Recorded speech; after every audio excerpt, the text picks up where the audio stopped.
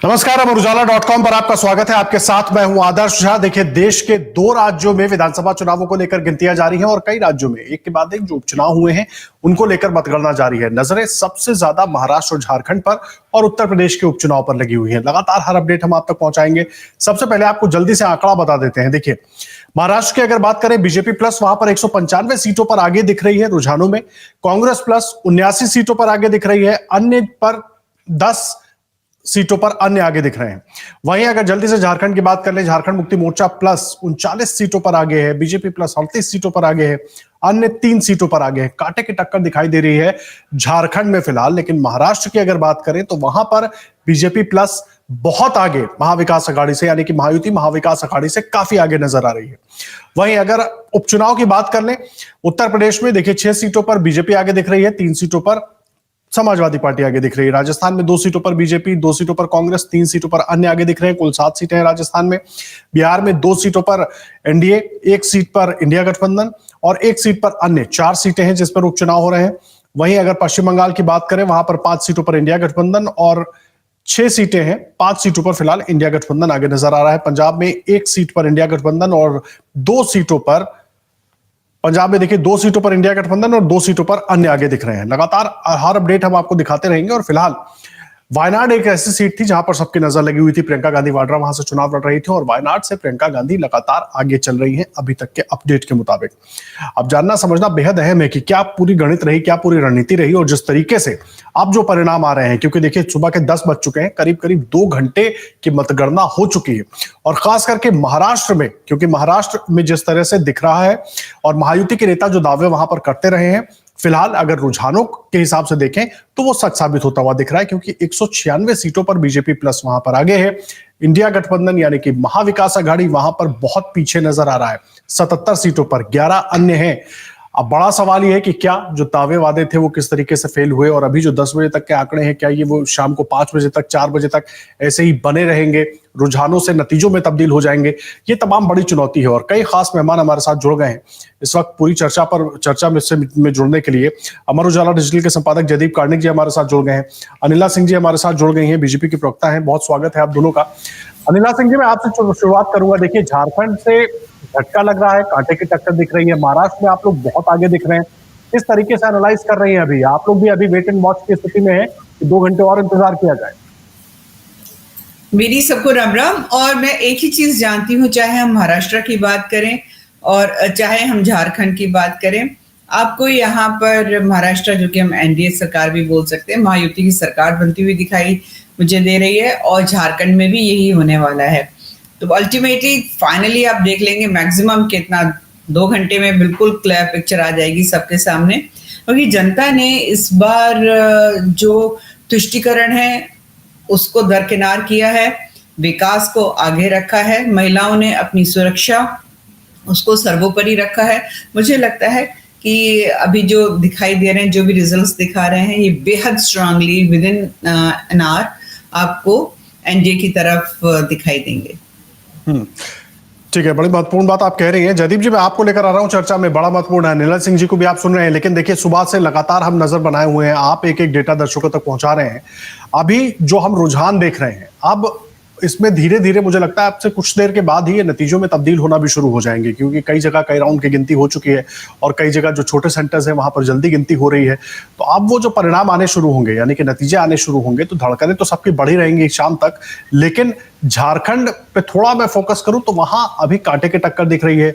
और जहां बहुत सारे पोल पंडित्स ये कहने से बच रहे थे कि महाराष्ट्र में महायुति बेहतर कर सकती है या महाविकास अघाड़ी कर सकती है, वहां पर महायुति तमाम आरोपों और दावों वादों के बीच आगे बढ़ती हुई दिख रही है और बहुत तेजी के साथ आगे बढ़ती हुई दिख रही है। जयदीप जी, स्थिति थोड़ी स्पष्ट होनी शुरू हुई है, लेकिन फिर भी मैं मानूंगा कि जिस तरह के चुनाव हुए हैं और जिस तरीके से कांटे का मुकाबला है, खासतौर पे महाराष्ट्र में जिस तरह की बागी उम्मीदवारों की मौजूदगी है, हालांकि महाराष्ट्र के जो रुझान है वो ये बता रहे हैं कि भारतीय जनता पार्टी किला फतह कर रही है, क्योंकि बहुमत का आंकड़ा तो वो पार कर चुके हैं रुझानों में। 141 के जादुई आंकड़े के बहुत पार चली गई। और झारखंड में जैसा हम सोच ही रहे थे कि सीटों का अंतर शुरू से ही, शुरुआती रुझानों से लगभग 8.25 8.5 के बाद से ही कभी बहुत ज्यादा नहीं रहा, 8-10 सीटों का अंतर था और हम ये मानते हैं कि 8-10 सीटों का अंतर कभी भी पूरा किया जा सकता है और वही हुआ। झारखंड में बिल्कुल कांटे की टक्कर दिखाई दे रही है। महाराष्ट्र में फिलहाल हालांकि बहुत तेज बढ़त दिखाई दी है हमको भाजपा गठबंधन की, लेकिन मैं अभी भी देख पा रहा हूं कि सीटों में जो रुझान है, वो हार जीत का जो अंतर चल रहा है वो बहुत कम है आदर्श। और हार जीत का अंतर अगर कई जगहों पर कम है और कई चरणों की गिनती अभी बाकी है तो तस्वीर बदल भी सकती है। इसलिए भाजपा कार्यालय की जलेबी की मिठास कितनी मीठी रहेगी शाम तक पता लग जाएगा। झारखंड ने हालांकि उसको थोड़ा फीका कर ही दिया है। झारखंड में अभी भी सांसें थमी और 1 घंटे के बाद लगभग 11 सवा 11 के आसपास हम कह पाएंगे कि स्थिति थोड़ी और स्पष्ट हो पाई है। विधानसभा के चुनाव में लोकसभा से एक अंतर एक बड़ा ये होता है कि हार जीत का अंतर उतना बड़ा नहीं रहता है और ये नहीं होता है कि जो रुझान आ गया ठीक वैसा ही परिणाम हो। कई विधानसभा के चुनाव में हमने ये तक देखा है कि एक एक सीट को लेकर बिल्कुल कांटा जोड़ मुकाबला चला है और देर रात तक हम और आप विश्लेषण करते रहे हैं, क्योंकि परिणाम आने में उतनी ही देर लगी, उतनी ही कशमकश चलती रही। मुझे लगता है कि समस्त परिणाम आने में और पूरी तस्वीर साफ होने में वैसा ही कुछ दृश्य दोनों ही राज्यों में बनेगा, महाराष्ट्र में भी और उसी तरह उपचुनावों की बात करें तो भारतीय जनता पार्टी की स्थिति हमको बेहतर दिखाई देती है। हम अपने अमर उजाला की तालिका को अगर देखें तो उत्तर प्रदेश में 7-2 की स्थिति फिलहाल बन गई है। इसमें भी थोड़ा उतार चढ़ाव का खेल चल रहा है, कभी 6-3 कभी 7-2, बीच में सपा के उम्मीदवारों की बढ़त आगे चली गई थी तो 4 सीटों पर वो आगे दिखाई दे रहे थे लगातार। तो ये स्थिति लगातार बदल रही है। वहीं राजस्थान की स्थिति और भी दिलचस्प हो गई है। राजस्थान में कुल 7 सीटों पर उपचुनाव हुए हैं, उसमें जो बढ़त है वो अन्य उम्मीदवारों की ज्यादा दिख रही है आदर्श। 3 सीटों पर अन्य उम्मीदवार आगे हैं और 2 पर भाजपा और 2 पर कांग्रेस के उम्मीदवार आगे हैं, तो वो ज्यादा दिलचस्प स्थिति दिखाई देती है। वहीं 4 सीटों पर जो उपचुनाव बिहार में हुए हैं वहां फिलहाल थोड़ी बढ़त भाजपा को है, 2 सीटों पर वो आगे चल रहे हैं। वहीं इंडिया गठबंधन 1 सीट पर आगे है और 1 अन्य, तो इस तरह 4 की स्थिति वहां बनती है। बंगाल से अभी रुझान पूरी तरह आए नहीं है, 6 सीटों पर उपचुनाव वहां पर भी हुआ है। हमारी निगाह लगातार बनी रहेगी, लेकिन राजस्थान का मामला भी दिलचस्प है और ये जो उत्तर प्रदेश में भी 9 सीटें हैं, इनमें भी घटत बढ़त की स्थिति दिखाई दे रही है। इसलिए कहीं पर भी यही परिणाम आखिर तक होंगे 2 बजे 3 बजे, ये कहना फिलहाल सही नहीं होगा आदर्श। महत्वपूर्ण बात आप कह रहे हैं नीलेश, मैं आपका रुख कर रहा हूं। मैं एक चीज समझना चाह रहा हूं, देखिए महाराष्ट्र की अगर हम बात करें, महाराष्ट्र में जो बीजेपी के भी तमाम नेता और शिंदे गुट के भी तमाम नेता ये बता रहे थे कि हमने जो योजनाएं शुरू की और खास करके जो लड़की बहन योजना शुरू की उसका फायदा मिलेगा। और विपक्ष खास करके एमवीए जब जनता के बीच गया और एमवीए जब अपने वादे कर रहा था तो ये वादा करने में कि भाई हम भी महिलाओं के लिए स्कीम लेकर आएंगे 3000 रुपए की, काफी लेट हो गया। लेकिन उसी से अगर मैं कहूं ये एक टर्निंग पॉइंट है जिसका फायदा वहां पर मिल रहा है। एक चर्चा ये भी चल रही थी कि महिलाओं की वोटिंग जिस तरीके से ज्यादा हुई है तो उसका फायदा मिल रहा है यहाँ पर महायुति को।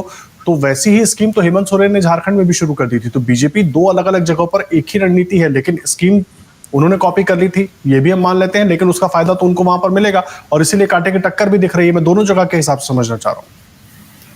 देखिए, सबसे पहली बात तो यह है कि एक महिला होने के नाते मुझे अच्छा लग रहा है कि महिलाएं अगर डिसाइसिव पोजीशन में होती हैं कि किसकी सरकार बन सकती है और किसकी नहीं बन सकती है, तो ये देखकर मुझे अच्छा लग रहा है कि जो सरकारें हैं, चाहे किसी की भी सरकार हो, वो ज्यादा सचेत रहें महिलाओं के प्रति, उनके अधिकार के प्रति, उनको विकास की राह पर चलाते हुए और हर प्रकार की सामाजिक और आर्थिक सुरक्षा देने के प्रति भी। और पर मैं एक चीज जानती हूँ कि केवल और केवल किसी एक योजना की वजह से सरकारें ना तो गिरती हैं ना वो बनती हैं। अगर मैं महाराष्ट्र की बात करूं या मैं झारखंड की बात करूं तो वहां पे परफॉर्मेंस कैसी रही है सरकारों की, वो आधार बनता ही बनता है। आगे का आपका ब्लूप्रिंट क्या है, आप क्या देंगे और जो आप वायदे कर रहे हो वो हिस्टोरिकली एंडोर्समेंट उसका हो रहा है कि नहीं हो रहा है, कि केवल खोखले वादे आपके होते हैं। बहुत सारी चीजें होती हैं और उन्हीं के आधार पर मैं कह रही हूँ कि चाहे वो महाराष्ट्र हो और चाहे वो झारखंड हो, वहां हमारी सरकार बनती हुई मुझे दिखाई दे रही है।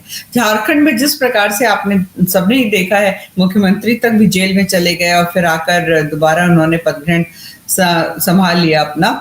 करोड़ों करोड़ों रुपए जो है, चाहे वो उनके पीए हो, मंत्री हो, किस प्रकार से निकले हैं, उनके परिवार, उनकी पत्नी जो है किस प्रकार से स्कैम्स में इन्वॉल्व रही हैं। मुझे लगता है कि जनता चाहे कोई भी हो, अमीर हो चाहे वो गरीब हो, नौकरी पेशा हो, व्यापारी हो, जो भी है, वो इस सारी चीजों को ऑब्जर्व करता है। और महाराष्ट्र तो शुरू से बेहद प्रोग्रेसिव स्टेट रहा है, तो उधर भी एक स्टेबिलिटी चाहिए। और डबल इंजन की जब सरकार रहती है कि भाई केंद्र में भी आपकी है और प्रदेश में भी आपकी है, तो डेफिनेटली जो विकास की रफ्तार होती है वो और मजबूती से तेज होती है और आगे बढ़ती है। तो यही सब सोचकर मैं बिल्कुल फुल कॉन्फिडेंस के साथ कह सकती हूँ कि दोनों जगह हमारी ही सरकार आएगी। चलिए, आपके चेहरे पर मुस्कुराहट दिख रही है और बहुत आश्वस्त भी आप दिख रही हैं। हालांकि देखिए, अभी रुझान है, 2 घंटे की हालत गिनती हो चुकी है, लेकिन अगले कुछ घंटों में तस्वीर साफ होना शुरू हो जाएगी। और शुभकामनाएं आपको भी हमारी तरफ से और तमाम लोगों को जो लोग चुनावी मैदान में थे। नतीजे तो हालांकि जनता ने तय किए। देखिए, और भी मेहमान हमारे साथ जुड़ गए। इकबाल ममदानी साहब भी जुड़ गए, वरिष्ठ पत्रकार, मुंबई से इस वक्त मौजूद है हमारे पास। साथ प्रबल प्रताप शाही जी भी कांग्रेस पार्टी से जुड़ गए हैं। दोनों खास मेहमान जुड़ गए। मैं आप दोनों के पास आऊंगा, लेकिन एक बार हेमंत सोरेन ने, अभी जब गिनती शुरू होने के बाद हेमंत सोरेन की जो प्रतिक्रिया आई है, क्या उन्होंने कहा है, एक बार वो सुनवा देते हैं अपने दर्शकों को, फिर चर्चा को आगे बढ़ाएंगे।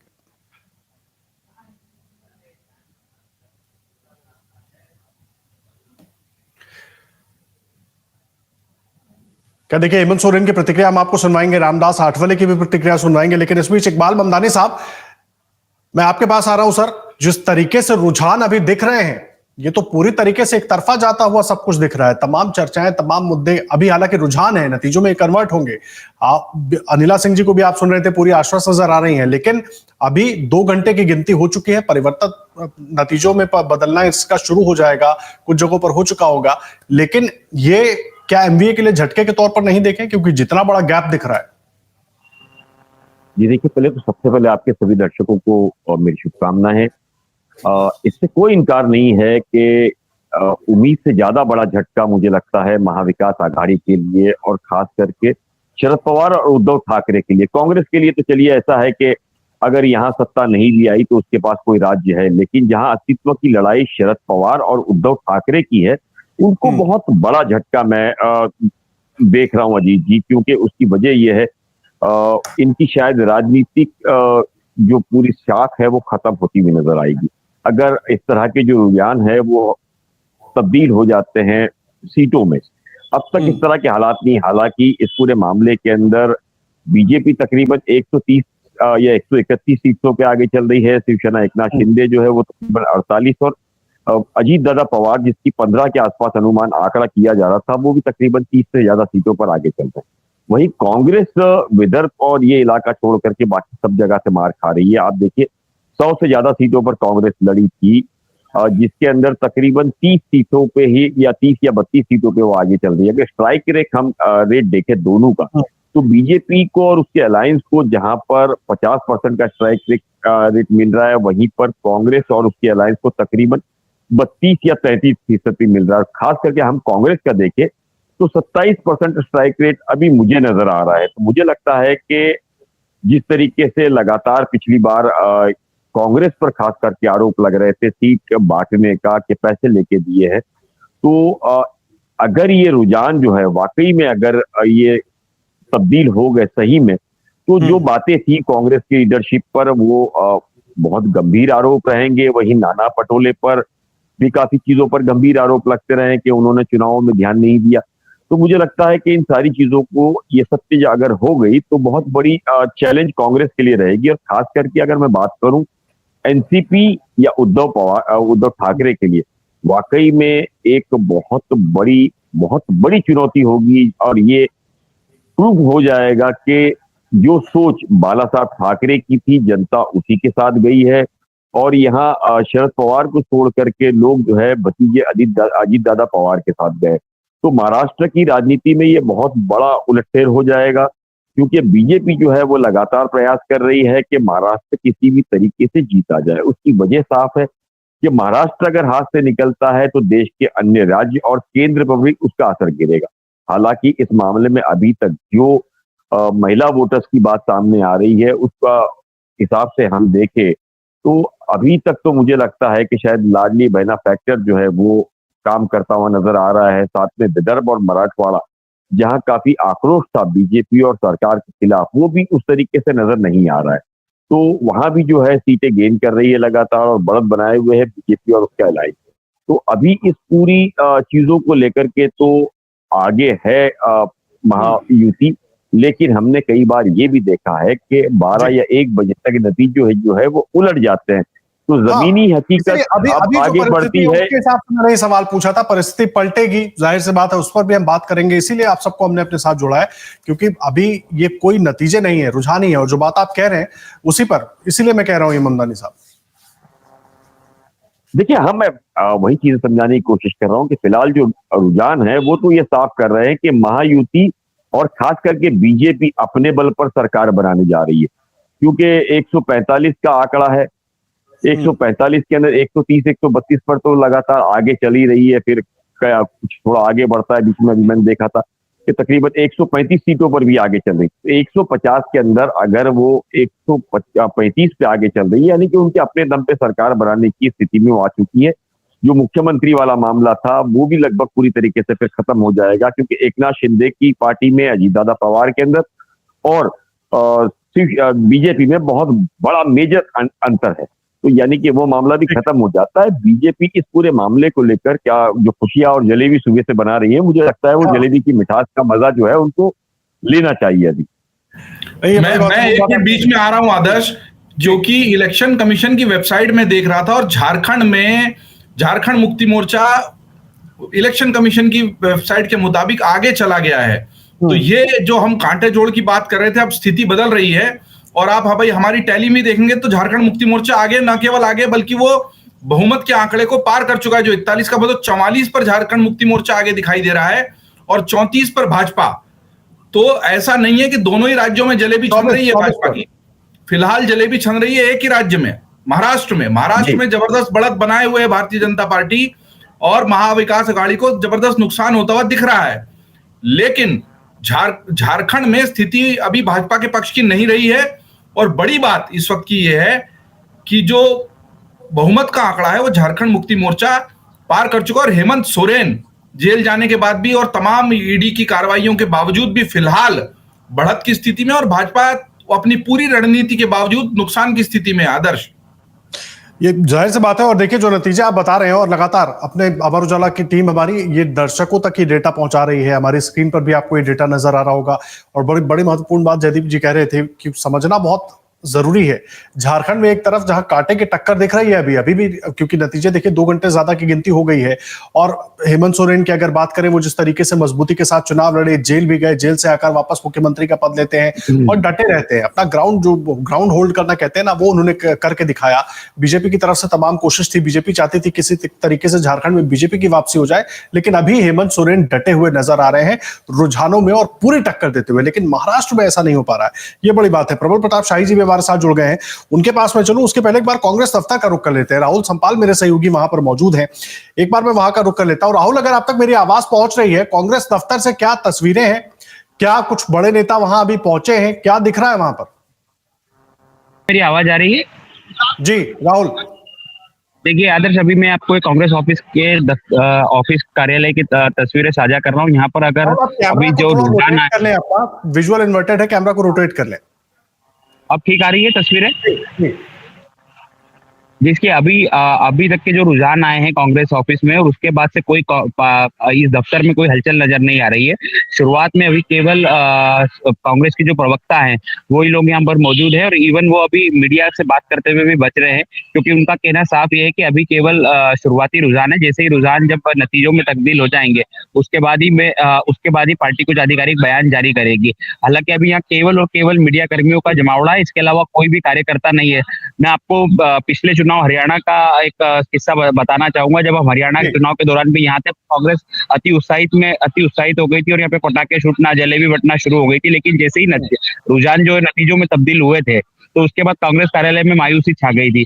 कमोबेश वैसा ही इलाका, वैसा ही माहौल अभी यहाँ पे देखने को मिल रहा है कि अभी कार्यकर्ता किसी भी प्रकार का जश्न मनाने से, पटाखे छोड़ने से, मिठाई बांटने से बच रहे हैं, क्योंकि वो इस बार पिछली बार से सबक लेते हुए इस बार शांत है और नतीजों का इंतजार कर रहे हैं। ठीक है राहुल, बहुत महत्वपूर्ण तस्वीरें आप दिखा रहे हैं, क्योंकि पिछले बार भी आपने तस्वीरें दिखाई थी, पिछले हरियाणा चुनाव के दौरान भी। उस वक्त भी जब हरियाणा और जम्मू कश्मीर के चुनाव के दौरान जब गिनती हो रही थी, उस वक्त भी राहुल वहां पर मौजूद थे। उस दिन की भी तस्वीरें, और वही किस्सा राहुल ने सुनाया भी है। तो आज बड़ा संभाल कर, पूरी जो रणनीति है वो संभाल कर बनाई गई है कि भाई अभी जो परिस्थिति महाराष्ट्र में बनी हुई है, झारखंड में जो परिस्थिति बनती है, और जो कांटे की टक्कर दिख रही है, उसके हिसाब से तमाम चीजें तय होंगी। प्रबल प्रताप शाही जी, मैं आपके पास आ रहा हूं सर। ये तस्वीरें राहुल दिखा रहे थे, झारखंड में जहां आप लोग इंडिया गठबंधन टक्कर देता हुआ नजर आ रहा है, वहीं अभी रुझानों के हिसाब से मेरा ये सवाल है, बहुत पीछे नजर आ रहे हैं महाराष्ट्र में आप लोग। तमाम कोशिशों के बाद, सारे मुद्दे बनाने के बाद, पूरा नैरेटिव सेट करने की कोशिश करने के बाद, मतलब रुझान में अगर इतना बड़ा गैप है तो ठीक है, 2 घंटे से ज्यादा का मतदान हो चुका है, कितना कन्वर्ट होगा नतीजों में, ये थोड़ा वो भी अंदाजा दीजिएगा। देखिए आदर्श जी, अभी फिलहाल ये शुरुआती रुझान है महाराष्ट्र में, और कई सीटें मैं देख रहा था 500,000 के वोटों के आसपास है, आगे पीछे। मुझे लगता है कि 1-2 घंटे शांत रहकर हमें देखना चाहिए अभी, क्योंकि वहां पर कई इलाके जो शहरी इलाकों में है, वहां पे बीजेपी और उनकी अलायंस पार्टनर्स काफी स्ट्रांग पोजीशंस पे रहते हैं। जैसे जैसे ग्रामीण अंचलों का कुछ खुलेगा तो मुझे लगता है कि वहां भी कुछ परिवर्तन आएगा। जहां तक झारखंड है, वहां पर हमारी लीड बरकरार है, और मुझे लगता है कि और लीड बरकरार। मेरा सवाल ये है कि जिस तरीके से चुनाव आयोग ने नंगा नाच करवाया महाराष्ट्र के अंदर पैसे बंटवाने का, और जिस तरीके से 2 राज्यों का चुनाव लेट कराया, सवाल यह है कि जब महाराष्ट्र में लोकसभा के इलेक्शन में बीजेपी अलायंस हार गई, एनडीए अलायंस हार गया, तो उन्हें स्पष्ट मौका दिया गया कि वह लोग अपनी योजनाओं को लागू कर पाए, इसलिए 2 महीने उन्होंने चुनाव को टाला। उसके बाद जिस तरीके से विनोद तावड़े 5 करोड़ रुपए के साथ पकड़े गए, जनता ने पकड़ा, उसके बाद शिवसेना शिंदे गुट के नेता को 2 करोड़ रुपए के साथ पकड़ा। ये तो वो तब पकड़ा जब वो बांट चुके थे, जो बचा हुआ पैसा था उसके साथ। तो सबसे बड़ा प्रश्न चिन्ह है लोकतंत्र के अंदर चुनाव आयोग। जिस तरीके से उपचुनाव उत्तर प्रदेश के अंदर, अभी से आप मान रहे हैं कि नतीजा ये रहने वाले हैं, क्योंकि आप तो ये कह रहे हैं ना कि पैसे पहले बढ़ चुके थे, जो बचे थे वो पकड़े गए। मैं जो बात कह रहा हूं कि जो चुनाव आयोग की, देखिए सवाल उठाना हमारा काम है, परिणाम कुछ भी आए, हमारे पक्ष में आए, विरोध में आए, वो अलग विषय है। सवाल यह है कि चुनाव आयोग क्या कर रहा। मैंने उस दिन भी, जिस दिन आपने मुझे बुलाया था, जिस दिन चुनाव हो रहा था, उस दिन भी मैंने यही सवाल उठाया था। ये सवाल लोकतंत्र का है। आदर्श जी, जिस पद पर आप बैठे हुए हैं, जिस कुर्सी पर बैठे हैं, वो लोकतंत्र है, तभी आप वहां बैठे। अगर तानाशाही आ जाएगा तो शायद आप भी सवाल नहीं उठा पाएंगे, आप भी गुणगान, आपको भी मजबूरन गुणगान करना पड़ेगा। अगर आपको अपनी नौकरी बचानी होगी या अपने अखबार को बचाना होगा, तो आपको सरकार का गुणगान करना पड़ेगा। ये तानाशाही का रवैया, हम सबसे सवाल पूछते हैं पूरी जिम्मेदारी के साथ। मैं जो, देखिए ये जो बात मैं कह रहा हूं, मैं उस समय की बात कर रहा हूं। अगर तानाशाही आ जाएगा, अगर इसी तरह की परिस्थितियां रही, तो सबसे बड़ा सवाल यह है कि जो पैसे का बंटवारा हुआ, जो पैसे के खुलेआम वहां पर भेजा गया कंटेनर अडानी के द्वारा, वो पैसा जो बंदरबाट हुआ है, जिस तरीके से गरीबों के बीच में पैसा बांटा जा रहा था, महिलाओं के बीच में पैसा बांटा जा रहा था, उसका दुरुपयोग रोक नहीं पाई। इसका अर्थ है कि इलेक्शन कमीशन नाम की चीज अब पूरे भारतवर्ष में है कि नहीं है। जिस तरीके से वो महिला खड़ी थी और उसको सामने पिस्टल ताना हुआ एसएचओ खड़ा था, जो वोट देने से रोक रहा था, तो आप सोचिए कितने लोगों को वोट देने से रोका गया, कितने लोगों को पैसे से लुभाने का काम किया। तो यानी इस समय में अगर जिसके पास पैसा सबसे ज्यादा है, वही लोकतंत्र के अंदर जीतेगा, और बेईमानी और पैसे 70, तब क्यों 15 लाख 20 लाख का आपने रखा है, 15 लाख 20 लाख 25 लाख। आप जिक्र कर रहे हैं मीरापुर का, वहां पर 6000 वोटों से आरएलडी आगे दिख रही है। हाँ, तो आरएलडी आगे क्यों नहीं रहेगी? जब वोटर्स रोक दिए जाएंगे वोट करने से, तो आरएलडी नहीं तो अरे आप मुझे पुलिस दे दीजिए, आप मुझे प्रशासन दे दीजिए, मैं मोदी को वोट नहीं देने दूंगा। मैं बता दे रहा हूं, मोदी योगी रोते फिरेंगे और अमित शाह भी, सबको जेल में ठूस दूंगा। 2 मिनट लगेगा। अगर मैं भी तानाशाही को उतर जाऊं तो 2 मिनट लगेगा, इनसे बड़ा तानाशाह बनकर दिखा दूंगा। ये बड़ी बात आप कह रहे हैं। नहीं, मैं कह रहा हूं ना, अगर पुलिस का दुरुपयोग करके जनता, नागरिक हैं आप एक नागरिक के तौर पर सवाल उठाइए। वो महिला एक जागरूक नागरिक थी जो वोट देने जा रही थी, उसको रोका गया, उसको पिस्टल दिखाई गई, डंडे मार रहे हैं। अब बेईमानी करके तो कोई चुनाव जीत जाएगा भाई। एक मिनट आपको रोक रहा हूं, जवाब ले लेते हैं। अनिला सिंह जी हमारे साथ मौजूद हैं, बीजेपी के नेता हैं। अनिला जी, अनिला सिंह महिला है, ये खुद महिला है, इनसे पूछिए, ये महिला, इनसे पूछिए। अनिला जी। जी आदर्श जी, शायद शाही साहब भूल गए हैं कि आज तो चुनाव खत्म होकर गिनतियां शुरू हो गई हैं। बहुत जल्द जो है नतीजे आ जाएंगे। उत्तर प्रदेश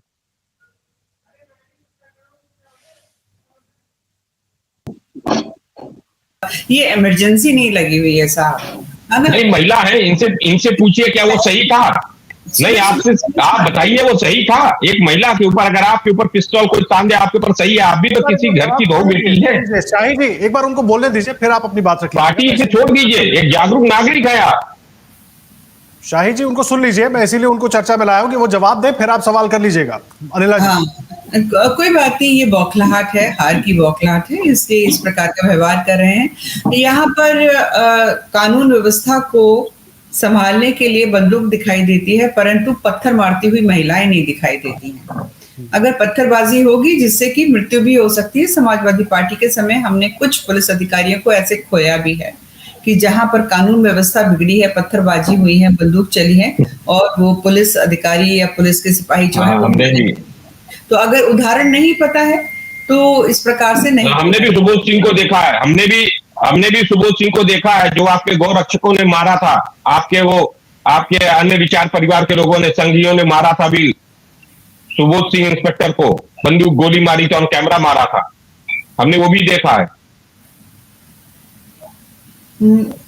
आदर्श जी, ये जो चौराहे पे खड़े होकर लड़ाई करते हैं ना, उस प्रकार का मेरे ख्याल से चर्चा ठीक तो नहीं रहेगी। आज तो अपनी बात पूरी कीजिए, मैं आप दोनों से ही गुजारिश है, लगातार बीच में झगड़ने के लिए, लड़ाई करने के लिए कूद रहे हैं और महिलाओं की बात करते हैं, महिलाओं के सम्मान की बात करते हैं। उनका व्यवहार दर्शाता है कि किस प्रकार से महिलाओं के प्रति इनकी विचारधारा है। तो केवल मैं ये कहना चाहूंगी, कोई भी सत्ताधारी सरकार होती है, यहाँ पे एक नहीं मैं 100 उदाहरण यहाँ पे दे सकती हूँ कि जहां जहां इनकी सरकारें रही हैं या हैं, वहां पे महिलाओं के प्रति किस प्रकार से इनका बर्ताव रहता है। परंतु खैर ये आज वो दिन नहीं है। मैं एक ही चीज जानती हूँ कि आज मेरा सवाल है, अनिला जी माफी बीच में रोक रहा हूं, मेरा सवाल है, लेकिन क्या आप उस तस्वीर को सही मानती है? मीरापुर की वो तस्वीर के सामने 2 महिलाएं खड़ी हैं और एक पुलिस इंस्पेक्टर ने वहां पर रिवॉल्वर ताना हुआ, उस तस्वीर को आप सही मानती है चुनावी प्रक्रिया में, लोकतंत्र में? देखिए, बात सही है, बात गलत, अनिला सिंह इस पे क्यों टिप्पणी करें? चुनाव के समय आपको पता है ना, सारा शासन प्रशासन जो है, चुनाव जो इलेक्शन कमीशन है, चुनाव आयोग है, उसके तहत काम करता है। वहां पर कुछ जो पुलिस के व्यक्ति हैं उनके ऊपर एक्शन भी लिया गया है, परंतु हम इसको भी नहीं नकार सकते कि किस प्रकार से पत्थरबाजी वहां पे की जा रही थी। तो बहुत सारी चीजें होती हैं, यहाँ पे सरकारों के ऊपर उंगली नहीं उठानी चाहिए। जैसे कि कांग्रेस के प्रवक्ता बोल रहे हैं, इलेक्शंस के टाइम हर एक चीज जो है इलेक्शन कमीशन जो है वो कंट्रोल करके रखता है, चाहे वो कप्तान हो चाहे वो जीएम हो। अगर वो गलत कर रहा है तो चुनाव आयोग जो है उनके प्रति भी एक्शन लेता है। यहाँ पे हार अगर हो रही है तो उसके चक्कर में आके झूठ तो नहीं परोसना चाहिए ना। मैं अच्छी तरीके से जानती हूँ, जहाँ जहाँ चुनाव हो रहे हैं वहां पर एनडीए जो है वो बहुत अच्छा अपना प्रदर्शन करेगी। झारखंड में भी आप देखिएगा, जब बाय द एंड आप देखिएगा कि एनडीए की सरकार वहां आपको बनती हुई दिखाई देगी। महाराष्ट्र में और जहाँ जहाँ उपचुनाव हो वहां पे भी ठीक है, लखनऊ भी लेकर चलेंगे अपने दर्शकों को। मेरे नहीं, आदर्श जी आपके पास आ रहा हूं, एक बार मैं खाली इंट्रोड्यूस कर दूं मेरे से। नहीं, एक सेकंड सुन लीजिए, मैं एक सेकंड सुन लीजिए। पहली चीज, सुबोध सिंह की हत्या की गई, इंस्पेक्टर सुबोध सिंह की हत्या भी बीजेपी के लोगों ने की थी, इनकी भीड़ ने की थी, गोली मारा था, उसके बाद इन्होंने प्रस्तुत किया था। दूसरी चीज, अनिला सिंह जी बोल रही महिला सुरक्षा, तो हाथरस की महिला बेटी के साथ किस तरीके से बलात्कार किया गया, फिर उसके मार दिया गया और उसकी लाश भी परिवार के लोगों को नहीं मिली। कुलदीप सेंगर ने जिस लड़की के साथ किया, उसके परिवार के लोगों को क्या हाल रहा, ये आपको पता ही है। इसके बाद जिस तरीके से वो महिला जो वोट देने जा रही थी, उसके हाथ में पर्ची थी, उनके बगल में जो महिला खड़ी थी उनके हाथ में पर्ची थी, कहां सीट दिख गया इनको, कहां सीट दिख गई। अब ये लोग क्या करते हैं, वोटर्स को रोकना चाहते हैं, जो वोटर्स इनको वोट नहीं दे रहे उनको रोकने का काम कर रहे हैं। प्रबल जी, लेकिन लगा रोका गया। पुलिस को भी जज कर लेना तो ठीक नहीं है, कुछ तो वहां ऐसा हुआ होगा जिसको लेकर आरोप प्रत्यारोप हो रहे हैं। वो महिला, आप ये बताइए आदर्श जी, वो महिला, पुलिस ने पहले लोगों को रोका, लेकिन कैमरे के पुलिस ने लोगों कितनी तस्वीर, अभी भी कई आपके तमाम न्यूज चैनल्स के साथी वहां पर थे जिनको धक्का देके पुलिस भगा रही थी, तमाम संवाददाताओं को पुलिस देख के धक्का देके भगा रही थी। ये आपने नहीं देखा क्या? उसको झुटला देंगे क्या? इस तरह की अगर बेईमानी करके चुनाव जीतना है तो कोई भी जीत लेगा। यानी आप एक नया एग्जाम्पल सेट कर रहे हैं कि इसके बाद किसी की अगर सरकार सत्ता बदले तो वो भी इनके साथ ऐसा करे, तब इन्हें अच्छा लगेगा क्या? आज ये चुनाव आयोग की दुहाई दे रहे हैं, उसकी आपको नहीं मालूम है किसने निर्देशन किया है? लाल कार्ड आपने नहीं दिया है क्या? समाजवादी पार्टी के विपक्षी दलों के तमाम नेताओं को आपने लाल कार्ड नहीं दिया है? उनको पुलिस निरुद्ध नहीं की है? पुलिस थाने पे जाके नहीं बैठे हैं? और ये नंगा नाच जो पैसे का महाराष्ट्र में हुआ, ये नहीं दिख रहा है? अरे चुनाव रद्द कर देना चाहिए था। ठीक है विनोद, जब राष्ट्रीय महासचिव भारतीय जनता पार्टी का 5 करोड़ रुपए के साथ पकड़ा जाता है, इससे बड़ी बात क्या होगी? नहीं, जो और भी मेहमान है मुझे उनके पास भी जाना है। एक बार मैं जरा अपने सहयोगियों से अपडेट ले लूं। अमित शर्मा मेरे सहयोगी बीजेपी दफ्तर के बाहर काफी देर से मौजूद हैं। राहुल संपाल हमारे साथ जुड़े हुए थे, संजय सिंह जी झारखंड से हमारे साथ जुड़ गए हैं। अमित, पहले तो बीजेपी दफ्तर में क्या तस्वीरें हैं, क्या माहौल है वहां पर दिखाइए। कांग्रेस दफ्तर पे तो केवल मीडिया दिख रही है। पिछली बार जलेबियां बन गई थी, सब तैयारी हो गई थी, लेकिन बाद में जलेबी खट्टी हो गई। लेकिन बीजेपी दफ्तर में आज सुबह से जलेबियां छनना शुरू हो गई थी, इस तरह की रिपोर्ट्स आई थी वहां से। बिल्कुल आदर्श जी, बिल्कुल आप सही कह रहे हैं। आज बीजेपी के एक नेता से बातचीत हो रही थी कि भाई जलेबी यहाँ पर नाश्ते में क्यों रखा गया है, इसका कोई एक औचित्य साधारण रूप से यहाँ पर हलवा रखा जाता था जब भी रिपोर्टर्स या जो पत्रकार भाई हैं चुनावी कवरेज के लिए यहाँ पर आए हुए हैं। लेकिन पहली बार यहाँ पर जलेबी रखी गई तो थोड़ा सा एक मुस्कुराहट जो है सभी के चेहरों पर थी। लेकिन उनका तो एक ऑफिशियल जैसे लाइन होनी चाहिए कि भाई कोई न कोई रखना था तो इसलिए हमने रख दिया, वो कोई बहुत जानबूझ करके नहीं रखा गया है। लेकिन बीजेपी के ही कुछ अन्य नेता कह रहे हैं कि नहीं, इसको काफी सोच समझ करके रखा गया है और बीजेपी को पूरा भरोसा है कि वो झारखंड और महाराष्ट्र दोनों राज्यों में सरकार बनाएगी, ऐसा उनके नेताओं का दावा अभी तक है। जबकि जो चुनाव परिणाम के जो इस समय के फिलहाल के रुझान दिखाई पड़ रहे हैं, वहां पर हम देख रहे हैं कि महाराष्ट्र में तो भाजपा और उसका गठबंधन महायुति आगे की तरफ जरूर बढ़ रहा है, लेकिन झारखंड में उन्हें बुरी तरह से चोट खानी पड़ सकती है। अभी तो फिलहाल इसी तरह के संकेत मिल रहे हैं। जहां तक बीजेपी दफ्तर की बातचीत करें तो यहाँ पर जब सुबह 8 बजे से ईवीएम की मशीनें खुलनी शुरू हुई थी, उस टाइम पर तो बीजेपी के छोटे स्तर के जो नेता हैं, प्रवक्ता हैं, वही यहाँ पर पहुंचे हुए थे। लेकिन अब जैसे जैसे स्थितियां आगे बढ़ रही हैं, महाराष्ट्र चूंकि भाजपा के लिए कहीं ज्यादा महत्वपूर्ण है, इसलिए उसकी जीत को जश्न के तौर पर यहाँ पर आनंद मने करेंगे, सेलिब्रेट करेंगे, ऐसा यहाँ पर माहौल पूरी तरीके से तैयार हो चुका है। काफी जो है मझले स्तर के नेता आप कहें कि यहाँ पर पहुंच चुके हैं। हाँ, अभी बड़े नेताओं ने पार्टी दफ्तर से दूरी जरूर बना रखी है, लेकिन जैसे ही ये 12-1 बजे के बाद माने स्थितियां काफी हद तक जब क्लियर हो जाएंगी, उस समय तक पार्टी के बड़े नेता जरूर दफ्तर पहुंचेंगे। अभी फिलहाल वही सभी न्यूज चैनल्स पर और सभी मीडिया के दोस्तों से मिल करके बीजेपी के नेता जो हैं वो अपनी प्रतिक्रियाएं दे रहे हैं। भाजपा के लिए एक बहुत महत्वपूर्ण महाराष्ट्र का चुनाव है, जहां पर कि वो एक बार बड़ी मजबूती के साथ में आगे बढ़ती हुई दिखाई दे रही है। अगर चुनाव परिणाम इसी तरीके के आते हैं, अगर भाजपा इसी तरीके से वहां पर एक बड़ी जीत हासिल करती है, तो ये खुद भाजपा के लिए और पूरे महाविकास आघाड़ी यानी कि शरद पवार और उद्धव ठाकरे, इनकी राजनीति के लिए एक बहुत बड़ा मायने यहाँ पर सेट करने वाला होगा। शरद पवार जो है वो इसमें सबसे बड़े लूजर बनकर के निकल रहे हैं। वो बहुत अभी जितना लास्ट में हमने देखा था वो 10-12 सीटों के आसपास यहाँ पर अभी सिमट रहे हैं, और इसी तरीके से जो उद्धव ठाकरे हैं वो भी काफी पीछे जाते हुए दिखाई पड़ रहे हैं। एक प्रकार से कहीं ना कहीं ये बात भरोसा जरूर बीजेपी के नेताओं को होगा कि उनकी कहीं ना कहीं पॉलिसी जो है वो बहुत ज्यादा मजबूती के साथ में काम करती हुई दिखाई पड़ रही है। बीजेपी के नेता खुद भी मानते हैं कि उन्होंने जो अंतिम समय में लड़की बहन योजना जिसके तहत 2100 रुपए हर महीने महिलाओं को आर्थिक मदद के रूप में दिया जाना है। मैं चाहूंगा कि अगली बार मैं आपके पास आऊं, आप थोड़ी व्यवस्था करके रखें ताकि वो पीछे जो पंडाल लगा हुआ है ना, वहां पर बहुत सारे लोग चहलकदमी करते हुए भी दिख रहे हैं। जरूर सर, जरूर तस्वीरें भी आप दिखाइएगा। मैं जल्दी आ रहा हूँ आपके पास, क्योंकि और भी मेहमान मेरे साथ जुड़ गए, संजय सिंह जी भी जुड़े हुए हैं। इकबाल ममदानी साहब, मैं आपके पास आ रहा हूँ। देखिए, तमाम मेहमान हमारे साथ जुड़े हैं। अनिला जी हैं, प्रबल प्रताप शाही जी हैं, संजय सिंह जी जुड़ गए हैं, किशोर सहदेव जी जुड़ गए हैं झारखंड से। मैं आप दोनों के पास भी आ रहा हूँ सर, लेकिन ममदानी साहब पहले मैं आपके पास आ रहा हूँ। संजय राउत की प्रतिक्रिया आ गई है, कह रहे हैं अभी रुझानों के हिसाब से, और जो रुझान है उसको लेकर संजय राउत कह रहे हैं कि भाई हमें तो मंजूर नहीं है, ये जो दिख रहा है बिल्कुल भी मंजूर नहीं है। बिल्कुल, मैं कुछ देर से वही बताने की कोशिश कर रहा था कि काफी बड़े गंभीर आरोप जो है उन्होंने सीधे इलेक्शन कमीशन पे लगा दिए हैं। उनका कहना है कि लोकसभा में भी इसी तरीके की गड़बड़ हुई थी। अभी तक जो काउंटिंग है उसमें कोई बहुत बड़ी गड़बड़ चल रही है, काउंटिंग में भी गड़बड़ नजर आ रही है उनको। संजय राउत को ये जनता द्वारा दिया गया मैंडेट नहीं है, और खास करके मराठी मानुष से जो कॉल दिखाया है वो कॉल से वो सहमत नहीं है। बहुत बड़ी कारस्तानी नजर आ रही है। इस तरीके से संजय राउत ने अभी प्रेस से बात करते हुए सवाल किया है। वहीं अगर हम आदर्श जी बात करें तो शरद पवार का जो अब तक का पूरी तरीके से देखने जाओ तो शरद पवार पूरी तरीके से नाकाम नजर आ रहे हैं, उद्धव ठाकरे नाकाम नजर आ रहे हैं। बीजेपी ने अभी ऐलान कर दिया है प्रवीण दरेकर ने कि मुख्यमंत्री जो है देवेंद्र फडणवीस रहेंगे। यानी कि हम ये मान सकते हैं कि अभी तक रुझान के हिसाब से बटोगे तो कटोगे, एक है तो सेफ है जो नारा है वो काम करता दिख रहा है महाराष्ट्र के अंदर, क्योंकि हालांकि इसको लेकर के काफी सवाल हुए थे, लेकिन यही नारा अब तक कामयाबी की गारंटी मुझे लगता है कि बीजेपी और उसके अलायंस को लेकर के है।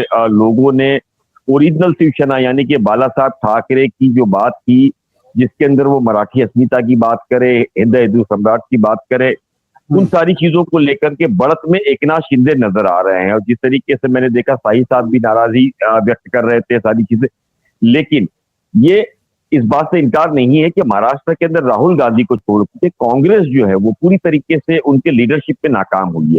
कांग्रेस का कोई वरिष्ठ नेता यहाँ पर हमको उस लेवल से जमीनी रूप से काम करता हुआ नजर नहीं आया है। हालांकि उद्धव ठाकरे ने बहुत मेहनत की, शरद पवार ने काफी मेहनत की, लेकिन रुझानों के हिसाब से अब तक माने तो जनता ने सभी को नकार दिया है। जिस महाराष्ट्र के अंदर विदर्भ और मराठवाड़ा की खास करके हम बात कर रहे थे, बहुत उम्मीदें थी कांग्रेस को और सीधे सीधे लड़ाई बीजेपी वर्सेस कांग्रेस की वहीं पर थी।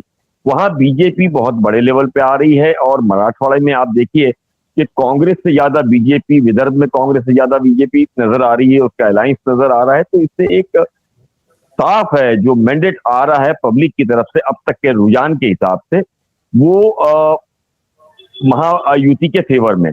लेकिन ये भी कहना गलत ही होगा, जिस तरीके से हमारे सहयोगी ने भी बताया कि शुरुआत में सबसे बड़ा मैंडेट जो है वो बीजेपी को झारखंड में नजर आ रहा था, लेकिन अब पूरी स्थिति बदल चुकी है। तो मुझे लगता है कि यहाँ भी जमीनी हकीकत कुछ अलग थी, मुद्दे अलग थे, नारे अलग थे, नेताओं की बातचीत अलग थी, लेकिन अब जो रुझान है वो अलग दिखा रहे हैं। हालांकि इस मामले में जो एग्जिट पोल है वो भी महाराष्ट्र के कुछ अलग ही बता रहे थे और झारखंड के भी अलग थे, लेकिन झारखंड की स्थिति अभी लगभग बदल चुकी है। मुझे लगता है कि शायद 2 घंटे में एक बहुत हम पिक्चर क्लियर कर पाएंगे कि आखिरकार जनता का मैंडेट कहां और किसकी तरफ है। ठीक है, ये अहम जानकारी आप दे रहे हैं। देखिए ये बड़ा अहम जानकारी आप दे रहे हैं और संजय राउत ने जिस तरीके से आरोप लगाया ना वो जरूर सोचने पर मजबूर करता है कि आखिर ये हो क्या रहा है। और संजय राउत सीधे तौर पर अब चुनाव आयोग पर आरोप लगा रहे हैं। उनका कहना है कि भाई महाराष्ट्र की जनता का ये जनादेश नहीं है। अब सवाल ये है कि क्या महाविकास अघाड़ी ने जनादेश को मान लिया है? अभी तो रुझान थे, अभी तक चर्चा हो रही थी कि ये सब रुझान है, क्या उसको मान लिया गया है? देखिए क्या कुछ कहा गया है, संजय राउत ने क्या कहा है वो एक बार आपको सुनवा देते हैं पहले, फिर आगे बढ़ेंगे अपनी इस चर्चा में।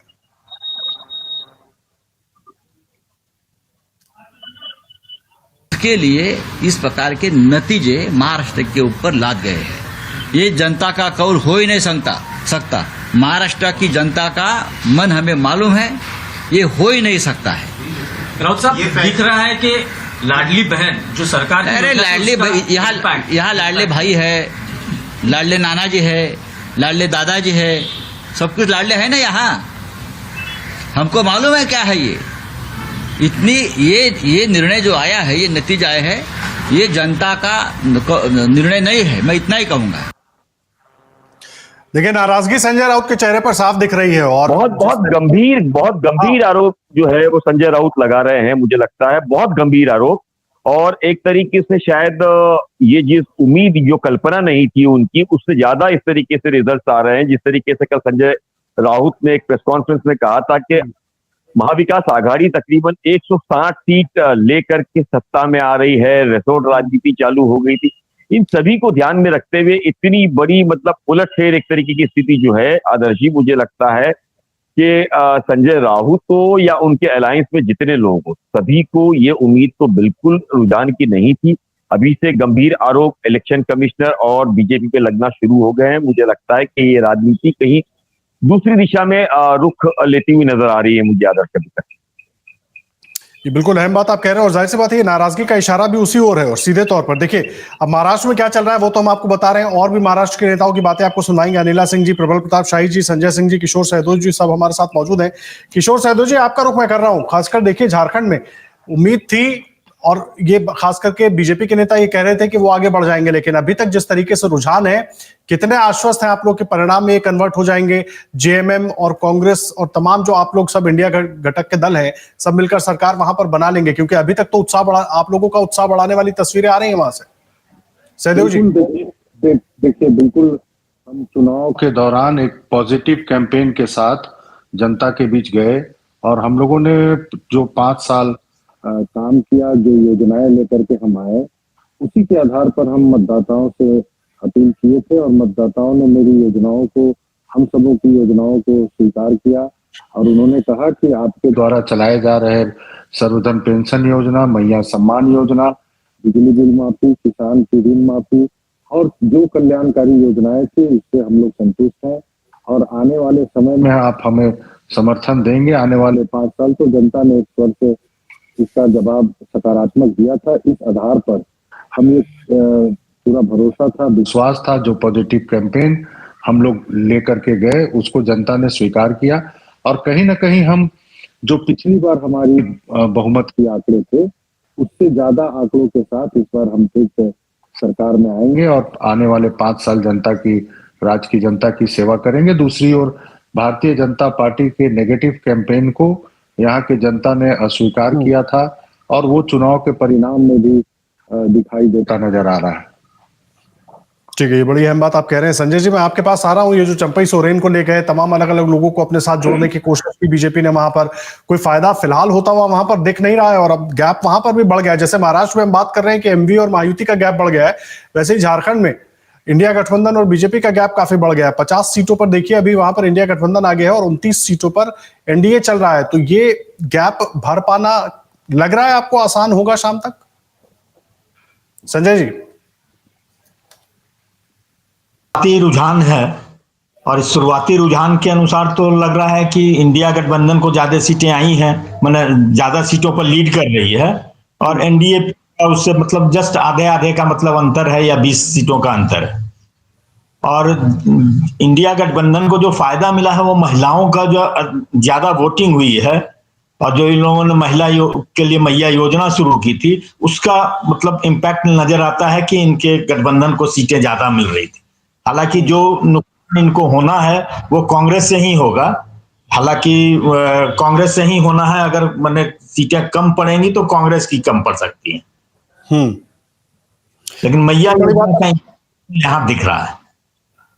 क्या कह रहे हैं? एक बार आपकी आवाज कट गई थी सर। मैया योजना का चलाई जो महिलाओं का वोटिंग परसेंटेज बढ़ा था, उसका यहाँ पर इम्पैक्ट दिख रहा है। खासकर ग्रामीण क्षेत्रों की जो सीटें थी वहां पर ज्यादा इम्पैक्ट इसका नजर आ रहा है और लग रहा है कि इंडिया गठबंधन को ज्यादा सीटें यहाँ आएंगी।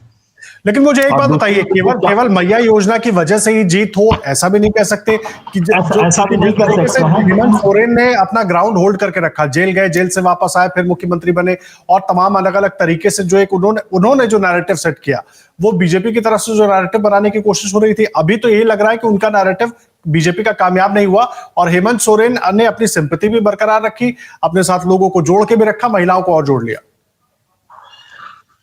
हाँ, ये जो इनको जो जेल भेजा गया था और जेल से आने के बाद जो इन्होंने अपना सेट किया कि भाई इनको जानबूझ के जेल में डाला गया था, उसके एक सिंपैथी वोट तो इनको मतलब लोगों की सिंपैथी इनके साथ बनी थी।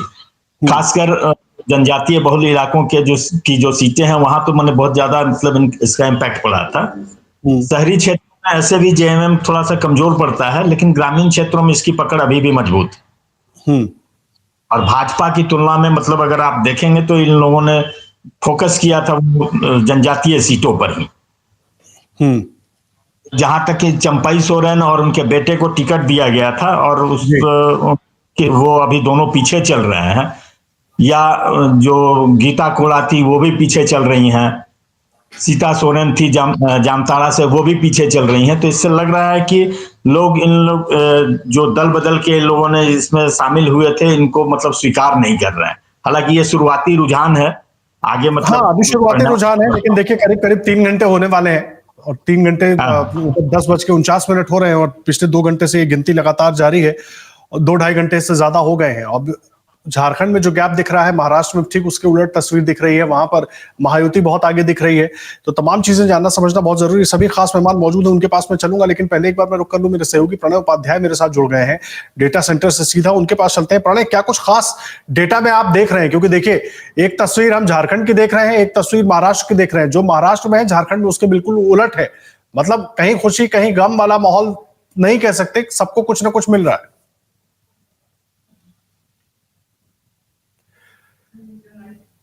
प्रणय, आपकी आवाज हम तक नहीं पहुंच रही। बात की जाए आदर्श, तो जनादेश जो है वो कहीं ना कहीं दोनों ही सियासी खेमों को कुछ ना कुछ देता हुआ जरूर नजर आ रहा है। लेकिन अगर इस तस्वीर को आप देखें, महाराष्ट्र की ये तस्वीर बहुत महत्वपूर्ण हो जाती, क्योंकि 2019 के अंदर जो चुनावी नतीजा आया था, कहीं ना कहीं जो जोड़ तोड़ और दो फाड़ हुई है खासतौर पर शिवसेना और एनसीपी के अंदर, उस एनसीपी और शिवसेना की जो दो फाड़ है उसका असर महाराष्ट्र के चुनावी नतीजों के अंदर देखने को मिल रहा है हमें। और आप देखिए कि जिस तरीके से जो चुनावी नतीजे फिलहाल देखने को मिल रहे हैं, 220 के आंकड़े के ऊपर इस समय बीजेपी प्लस यानी एनडीए या महायुति जो है वो नजर आ रही है।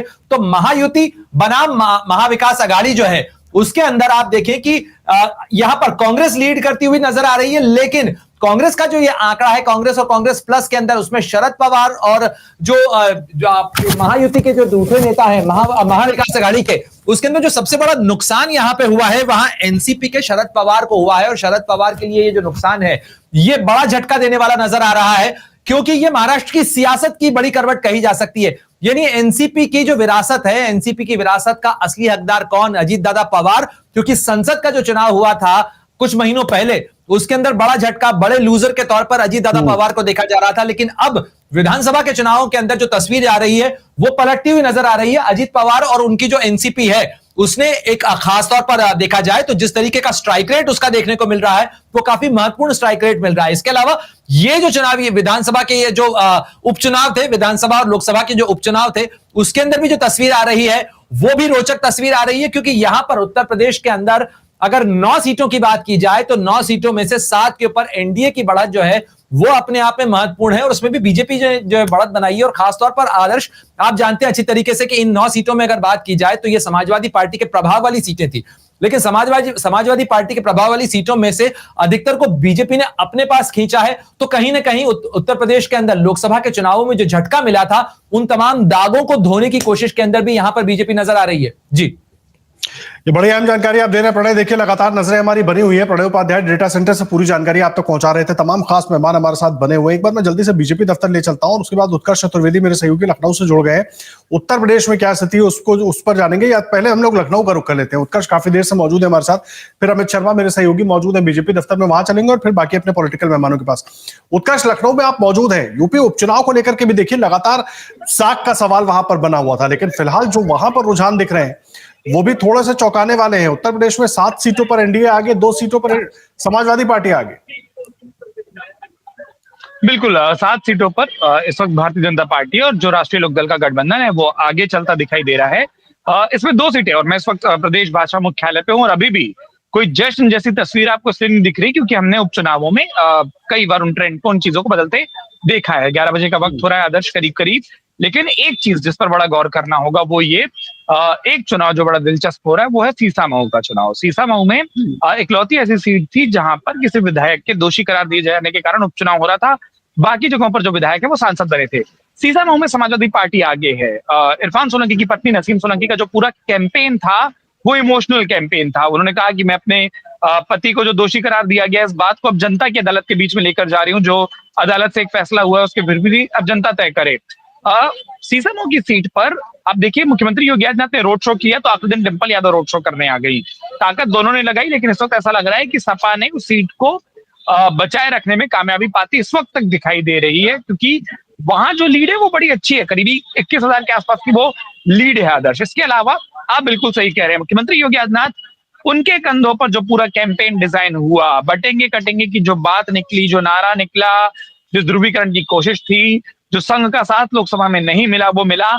मतलब हर वो खाने जो कि गलत पड़ गए थे वो ऐसा लगता है कि सही पड़ते दिखाई दे रहे हैं। मेरे पास जो जानकारी है, मैं आपको एक जानकारी भरी, मैं सब भाजपा दफ्तर में हूँ, भाजपा मुख्यालय में हूँ, लेकिन एक चुनाव परिणाम जो कि समाजवादी पार्टी के पक्ष में नहीं जा रहा, वैसे तो 7 नहीं जा रहे हैं, लेकिन एक या दो ऐसी सीटें हैं जिस पर सपा हो सकता है कि कोई प्रोटेस्ट दर्ज कराए, किसी तरीके का विवाद हो। उसमें सबसे पहली जो सीट है वो है मीरापुर की, और दूसरी है कुंदरकी की, जहां समाजवादी पार्टी का ये मानना था कि उन सीटों पर पार्टी ने अच्छा प्रदर्शन किया है। और जिस दिन मतगणना हो रही थी, आप और हम इस बात के गवाह हैं कि काफी बवाल हुआ था, समाजवादी पार्टी का प्रोटेस्ट था। खासतौर पर मीरापुर से वो तस्वीरें आई थी पुलिस की, या कुंदरकी में जिस तरीके से समाजवादी पार्टी का मानना है कि उनके वोटरों को रोका गया था, वहां परिणाम जो मुफीद नहीं हो रहे हैं, उन जगहों पर हो सकता है सपा प्रोटेस्ट करे। और आदर्श, एक अंतिम लाइन, क्योंकि बाकी 2 राज्यों के बड़े चुनावों पर भी हमको लौटना है।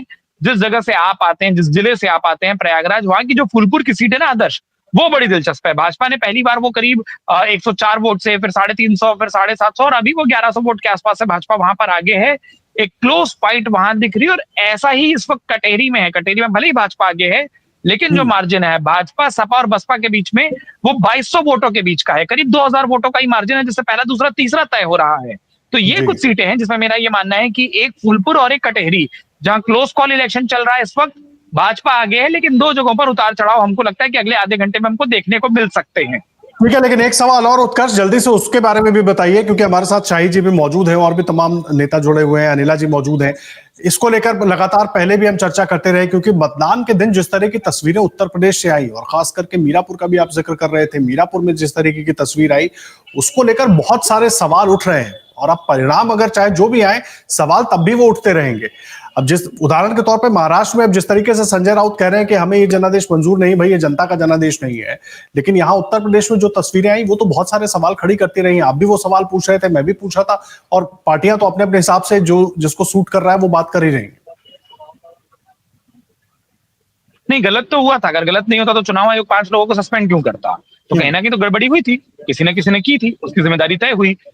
लेकिन क्या वो हर जगह हुआ, हर पोलिंग बूथ पर हुआ? क्योंकि अगर आप समाजवादी पार्टी की शिकायती चिट्ठी भी पढ़ते हैं जो चुनाव के बाद थी, तो उन्होंने बूथवार कई बूथों की संख्या दी। उन्होंने ये नहीं कहा कि पूरा चुनाव पुनर्मतदान पर जाए, उन्होंने बूथ संख्या दी कि इस बूथ पर फिर से वोटिंग कराइए, जो मीरापुर को लेकर था। कुंदरकी और सी समूह के बारे में सपा की जो डिस्ट्रिक्ट यूनिट है या जो लोकल यूनिट है, उनका फीडबैक था कि वहां पर रीपोल की मांग होनी चाहिए, लेकिन स्टेट यूनिट जो समाजवादी पार्टी की है, जो उनकी प्रदेश कार्य समिति है, प्रदेश की जो टीम है, जो पूरी इलेक्शन टीम है, उसने उस बात को नहीं माना। लेकिन आप बिल्कुल सही कह रहे हैं, जैसा मैंने आपसे कहा कि आप 3 सीटें देखिएगा और 5 सीटें आप गिन लीजिए जहां के परिणामों पर बड़ी सपा की दिलचस्पी रहेगी। और समाजवादी पार्टी के जब तमाम नेताओं से हम बात कर रहे थे, तो दबे स्वर में वो जहां पर अपने आप को मजबूत होने का दावा कर रहे थे, एक जगह वो आगे हैं, सीसमऊ। करल निश्चित तौर पर से अलग है इन 5 से।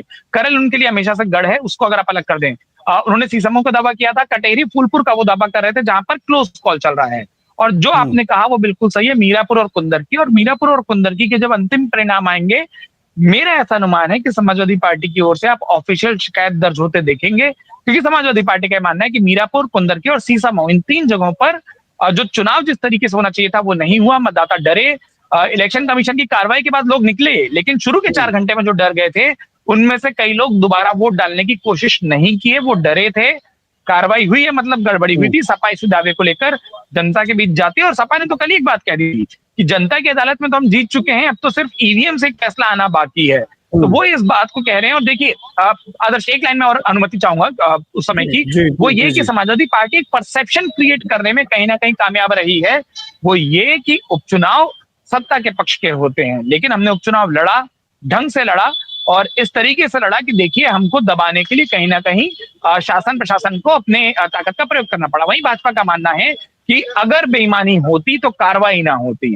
कार्रवाई हुई, यानी जो गड़बड़ी किया, और कार्रवाई दिन में ही हो गई, एक मैसेज गया, तो आकी बाकी जगहों पर ऐसा ना हो। और भारतीय जनता पार्टी ने फिर वो वीडियो भी डाले जहां पुलिस वाले कह रहे हैं कि आप वोट डालिए, किसको वोट नहीं डालने दिया, जरा हमको बताइए।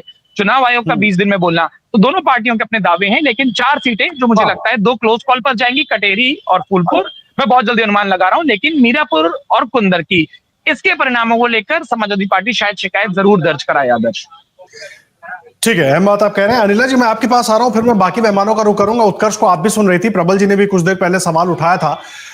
अगर समाजवादी पार्टी ये परसेप्शन बना ले रही है कि भाई जनता के हिसाब से तो हम जीत रहे हैं, लेकिन ठीक है परिणाम में आप जीत जाए, तो वो तो हमेशा आपको ये कहते रहेंगे कि भाई आपने दल बल और ताकत का, मशीनरी का दुरुपयोग कर लिया और उपचुनाव जीत लिए।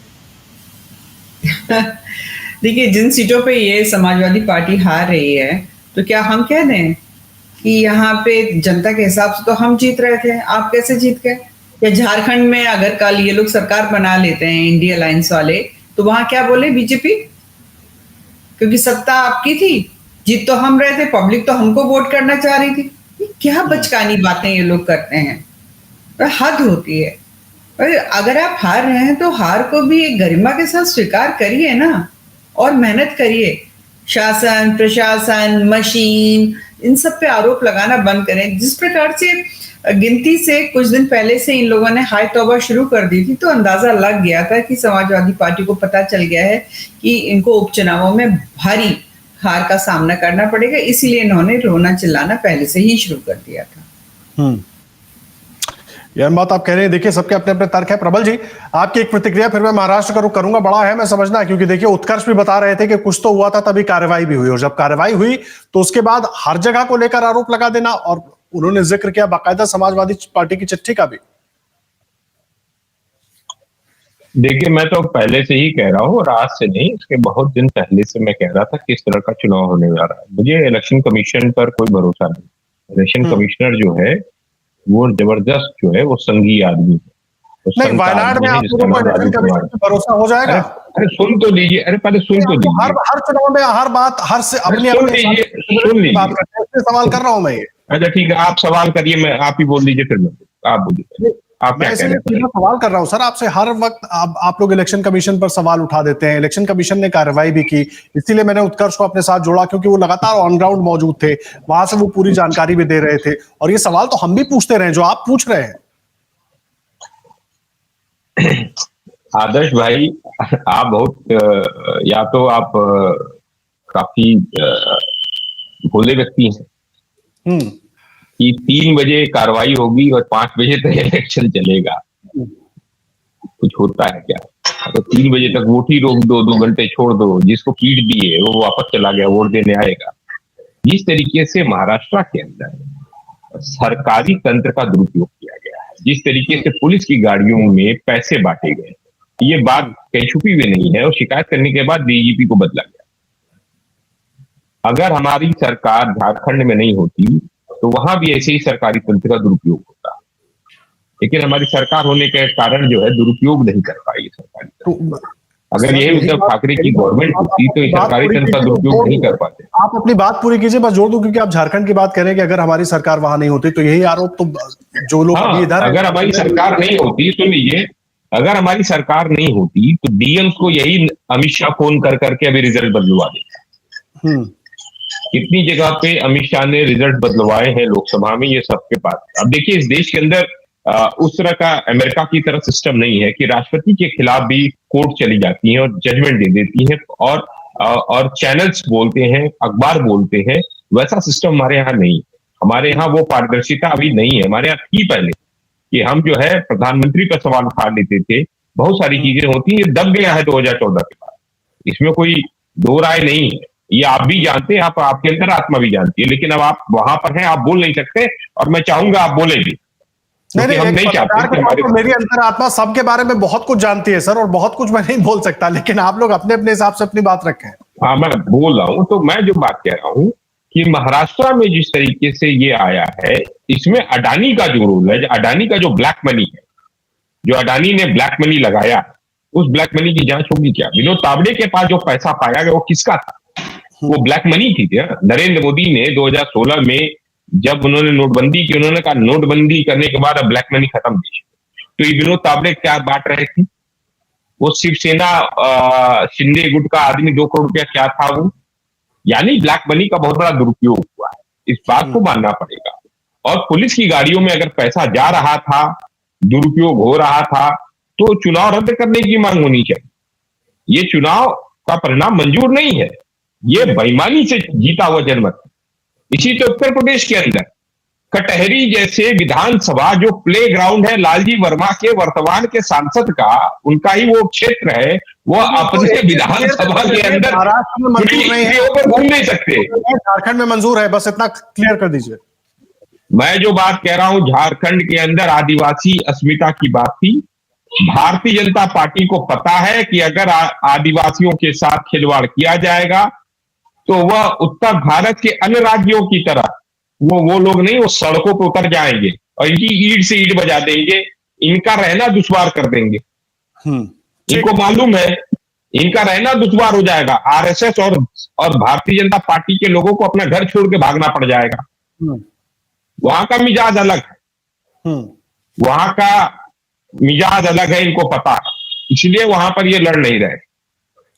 वहां पर ये बदमाशी करेंगे तो इनकी जो है वहां पे बदमाशी जो है, नहीं सुनिए, वहां के जो आदिवासी हैं, संथाल हैं, सुनिए जो संथाल आदिवासी, उन्होंने अंग्रेजों के खिलाफ लड़ाई लड़ी, मर गए लेकिन झुके नहीं। तो ये अंग्रेजों के दलाल आरएसएस और भारतीय जनता पार्टी का इलाज करना जानते हैं।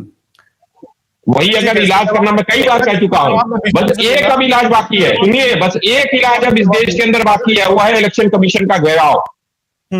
और अगर जब तक इलेक्शन कमीशन का घेराव, राजीव कुमार का घेराव नहीं होगा, तब तक आपको ऐसे ही ईवीएम हैक, अब तो इलेक्शन कमीशन ही हैक हो गया, ईवीएम हैक की बात ही छोड़ दीजिए। एक बात बताइए, ये कड़वा कड़वा थू मीठा मीठा गप तो हो नहीं सकता। जब आप 99 सीटें जीत कर आए थे तो वैचारिक जीत बता रहे थे, अब एक तरीके से आप लोगों ने प्रोजेक्शन कर दिया था भाई लोकसभा में जो है वो राहुल गांधी सब कुछ है, मतलब लोकसभा की जीत के बाद। उत्तर प्रदेश में समाजवादी पार्टी सीटें जीतती है सबसे ज्यादा लोकसभा में, तब इलेक्शन कमीशन ठीक होता है। आप महाराष्ट्र में इलेक्शन कमीशन गड़बड़ है, उत्तर प्रदेश में गड़बड़ है, झारखंड में आप कह देते हैं भाई आदिवासियों से बीजेपी डर रही है, वहां हेमंत सोरेन तो बिल्कुल जो बात आपने मेरे से कही थी कि मैं बहुत भोला हूं, बिल्कुल वैसे ही भोले पॉलिटिशियन वो भी हैं। ऐसे ही है क्या? मतलब अपने हिसाब से सब कुछ तय होगा? सीटें बेईमानी, 70 सीटें बेईमानी से नरेंद्र मोदी ने जीती है लोकसभा में। मैं अभी भी कह रहा हूं, मैं अपने स्टैंड पे कायम हूं। इकलौता कांग्रेस में नेता होगा जो स्टैंड पे कायम रहेगा वो यही है कि इलेक्शन कमीशन ने बदनामी की, बेईमानी की, और इलेक्शन कमिश्नर जो है वो संघी है। मैं डंके की चोट पे कह रहा हूं, और मैं किसान नेता पहले हूं, कांग्रेस का नेता बाद में हूं, इसलिए मैं जानता हूं कि क्या हो रहा है। ये पूरी रणनीति जो है, अडानी ने कब्जा कर लिया पूरे सिस्टम पर।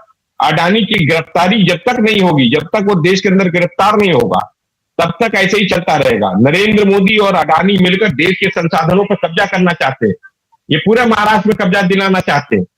और क्या सोच रहे हैं, इस परिणाम के बाद कुछ चीजें बदल जाएंगी और भयावह रूप आएगा, अडानी पूरे महाराष्ट्र को खा जाएगा। ठीक है, चलिए, पूरे महाराष्ट्र को खा जाएगा। कितनी सच्चाई है वो तो जो भी जांच होगी उसमें निकल कर आएगी। आप लोग खैर आरोप लगाना आप लोगों का काम है, मैं उससे बिल्कुल नहीं रोक रहा।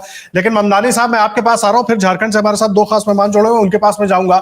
जो तमाम बातें महाराष्ट्र में चुनाव को लेकर और खास करके विनोद तावड़े वाला मामला है, और शिवसेना एकनाथ शिंदे गुट के जो नेता पकड़े गए जिनके पास 2 करोड़ रुपए कैश मिलने की बात कही गई कथित तौर पर, विनोद तावड़े पर जो आरोप लगे, ये केवल इसलिए कि परिणाम उस तरीके से नहीं आ रहे, उस हिसाब से इसको सही मान ले। देखिए, चुनाव में बहुत कुछ होता है, हम सब जानते हैं, और बहुत लंबे समय से आप बहुत करीब से राजनीति को देखते रहे, मुझे लगता है आप इस पर सबसे ज्यादा बेहतर जानकारी दे पाएंगे। देखिए, विनोद तावड़े वाला जो मामला है उसको लेकर शिवसेना, आज भी शिवसेना कांग्रेस जो है वो लगातार ये चर्चा आज सुबह से अभी वो करना शुरू कर दी है कि पैसा चला है, और कांग्रेस के कई जो बड़े दिग्गज नेता है वो अपनी हार को स्वीकार भी करने लगे हैं। बावनकुले, अब इस वक्त मैं नागपुर की अगर बात करूं, जो बीजेपी महाराष्ट्र अध्यक्ष है बावनकुले, वो देवेंद्र फडणवीस के घर पहुंचे हैं। अगर दिल्ली के अंदर सुप्रिया सुले ने भी ये मान लिया है कि कांग्रेस का मंथन करना चाहिए। अब मंथन और चिंतन के अलावा मुझे लगता नहीं है कि कांग्रेस के पास या उनके अलायंस के पास कुछ बचा है। उनके पास जो सबसे बड़ा मुद्दा है वो ईवीएम मशीन।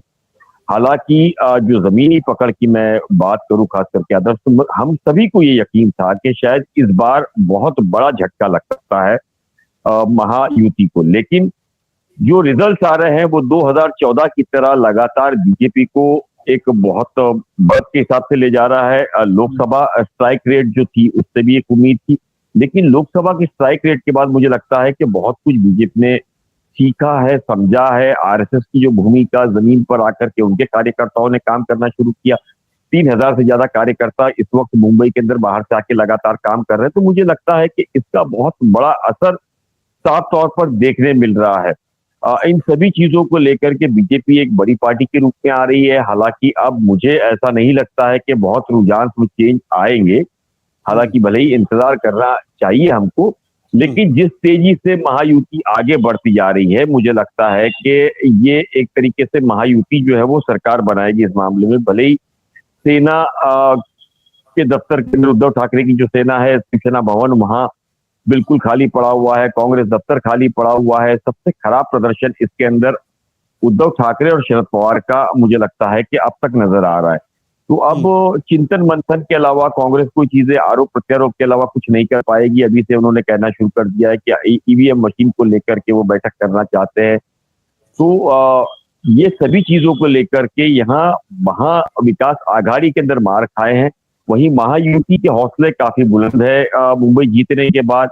हालांकि मुझे लगता है कि देवेंद्र फडणवीस ही मुख्यमंत्री यहाँ रहेंगे। स्ट्राइक रेट लोकसभा के मुकाबले में बहुत ज्यादा, मुझे लगता है बहुत ज्यादा डिफरेंस है। कहीं एक तरीके जो सवाल महाविकास आघाड़ी उठा रहा है कि 32 से 82 यानी कि 50% का अंतर जो है वो बहुत बड़ा अंतर है, जिसको हजम करना महाविकास आघाड़ी के लिए आसान नहीं होगा, ना महाराष्ट्र की जनता को लेकर के होगा।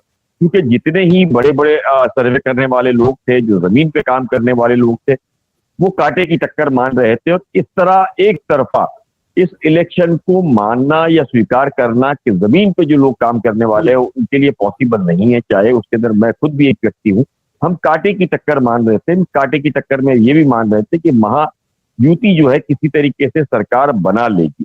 लेकिन इतनी बड़ी जीत तो ममतानी साहब, उस लिहाज से तो जो एग्जिट पोल जिस पर भी हम लोगों ने चर्चा की थी, एग्जिट पोल जिस तरीके से हरियाणा के चुनाव के वक्त बिल्कुल उल्टे पड़ गए थे, उस लिहाज से देखें तो यहाँ पर तो लगभग सटीक बैठते हुए दिख रहे हैं।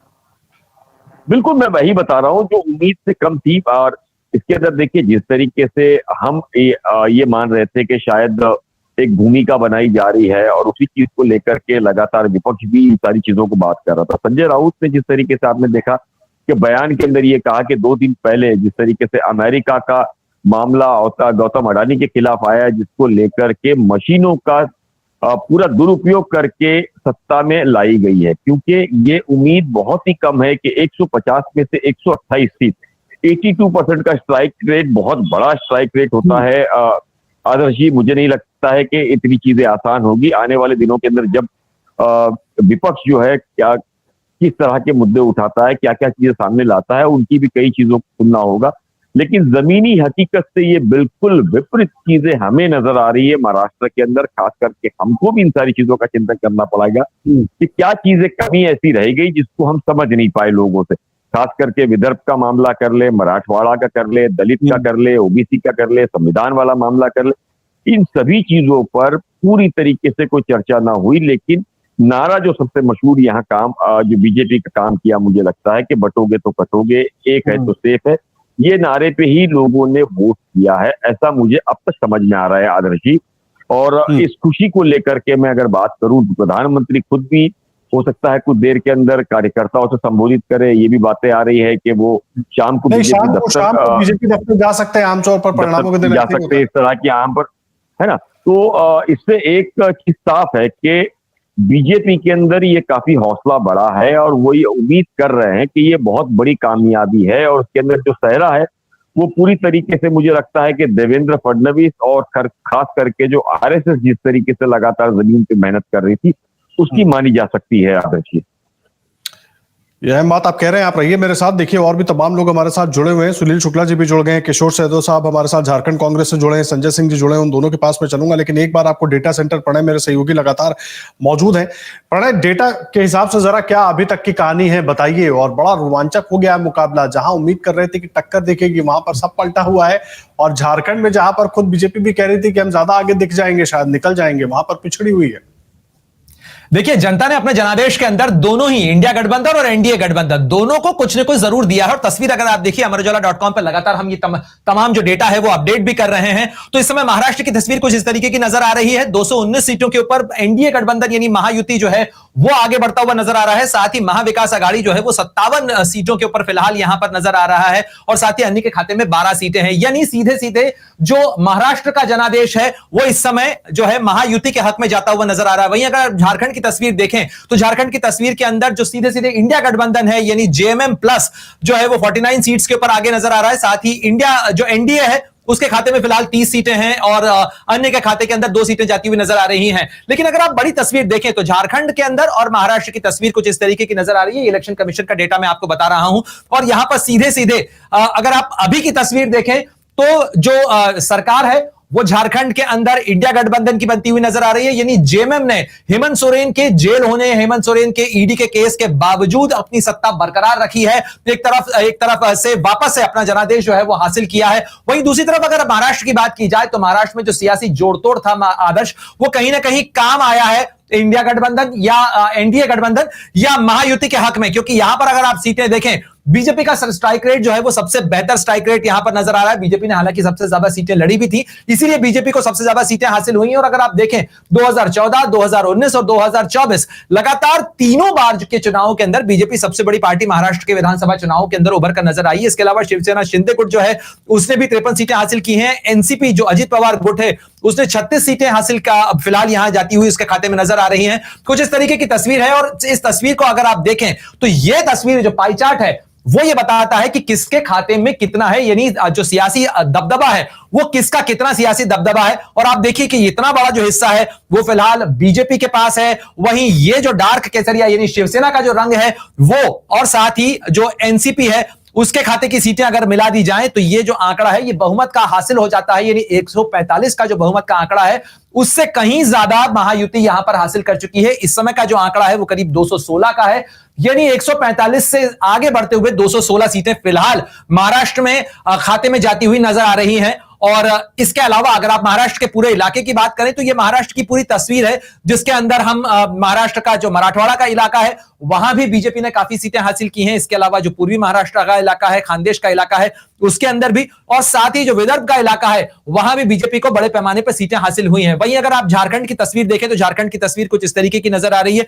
जेएमएम सबसे बड़ी पार्टी के तौर पर उभरी है। इसके अलावा बीजेपी दूसरे नंबर की सबसे बड़ी पार्टी है। इसके अलावा कांग्रेस के खाते में 13 सीटें जाती हुई नजर आ रही है, यानी 30 और 13 43 और 5 48, और इसके साथ साथ एक सीट और आप मानिए तो इसके अलावा 49 सीट जो है वो फिलहाल इंडिया गठबंधन के पास है। यानी तस्वीर कुछ इस तरीके की नजर आ रही है। अगर झारखंड की देखें तो झारखंड की ये जो तमाम सीटें हैं, आप झारखंड के नक्शे को देखकर अच्छी तरीके से समझ सकते हैं कि जेएमएम ने अपना दबदबा किस तरीके से बरकरार रखा है। इसके अलावा अगर आप सीटों का डिस्ट्रीब्यूशन देखें तो आप देखिए कि लगभग बराबरी और कांटे का मुकाबला बीजेपी और जेएमएम का है, लेकिन जो बढ़त है वो जेएमएम के पास यहां पर हासिल है। मैं जल्दी से आपको जरा डेटा बता देता हूं, क्योंकि 2 लोकसभा के भी उपचुनाव हो रहे हैं वायनाड और नांदेड़ की सीटों को लेकर, यानी महाराष्ट्र के अंदर विधानसभा चुनाव के साथ साथ एक संसद का जो उपचुनाव है वो भी हो रहा है। और वहां पर जो है इस समय बीजेपी आगे बढ़ती हुई नजर आ रही है। डॉक्टर सांतुकारो और मरतारो हम्बाद्रे ये नाम है, और साथ ही प्रियंका गांधी वाड्रा जो कि वायनाड से चुनाव लड़ रही हैं राहुल गांधी की खाली की हुई सीट के ऊपर,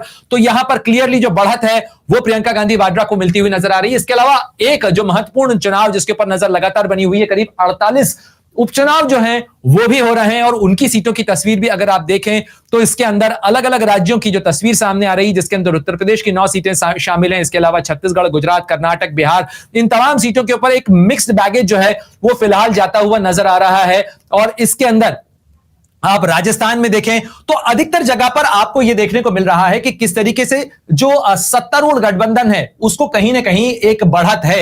यानी राजस्थान की झुंझुनू सीट की अगर बात की जाए तो बीजेपी ये सीट जो है कांग्रेस के खाते में गई थी, लेकिन उस सीट के अंदर अब राजेंद्र भांबू जो बीजेपी के कैंडिडेट हैं वो जीतते हुए नजर आ रहे हैं। पिछली बार विधानसभा जब लोकसभा का चुनाव हुआ था तो लोकसभा के चुनाव के समय में या इन्होंने जो है इंडिपेंडेंट चुनाव लड़ा था, विधानसभा चुनाव में भी इन्होंने इंडिपेंडेंट चुनाव लड़ा था, लेकिन अब जो है ये वापस बीजेपी में आए हैं। और इसी तरीके से राजस्थान के जो चुनावी नतीजे हैं उनमें अधिकतर आप देखिए, लेकिन एक बड़ा उलटफेर जो है वो बुधनी की सीट के ऊपर देखने को मिल रहा है। आदर्श, ये शिवराज सिंह चौहान की वो सीट है जहां से शिवराज सिंह चौहान लगातार विधानसभा चुनाव जीतते रहे, लेकिन अब की बार मध्य प्रदेश के अंदर शिवराज सिंह चौहान जो कि मध्य प्रदेश के लंबे समय तक मुख्यमंत्री रहे, उनकी सीट से कांग्रेस आगे बढ़ती हुई, राजकुमार पटेल जो है वो आगे बढ़ते हुए नजर आ रहे हैं। तो काफी उलटफेर जो है वो विधानसभा की जो उपचुनाव है उसके अंदर भी होता हुआ नजर आ रहा है। हालांकि यह बात मानी जा रही है कि उत्तर प्रदेश की अगर सीटों की आप तस्वीर देखें तो अधिकतर जगह पर जो है वो 9 में से जो 7 सीटें हैं उसके ऊपर इस समय बीजेपी को बढ़त मिल रही है, जो कि अपने आप में एक बड़ा उलटफेर कहा जा सकता है, क्योंकि खास तौर पर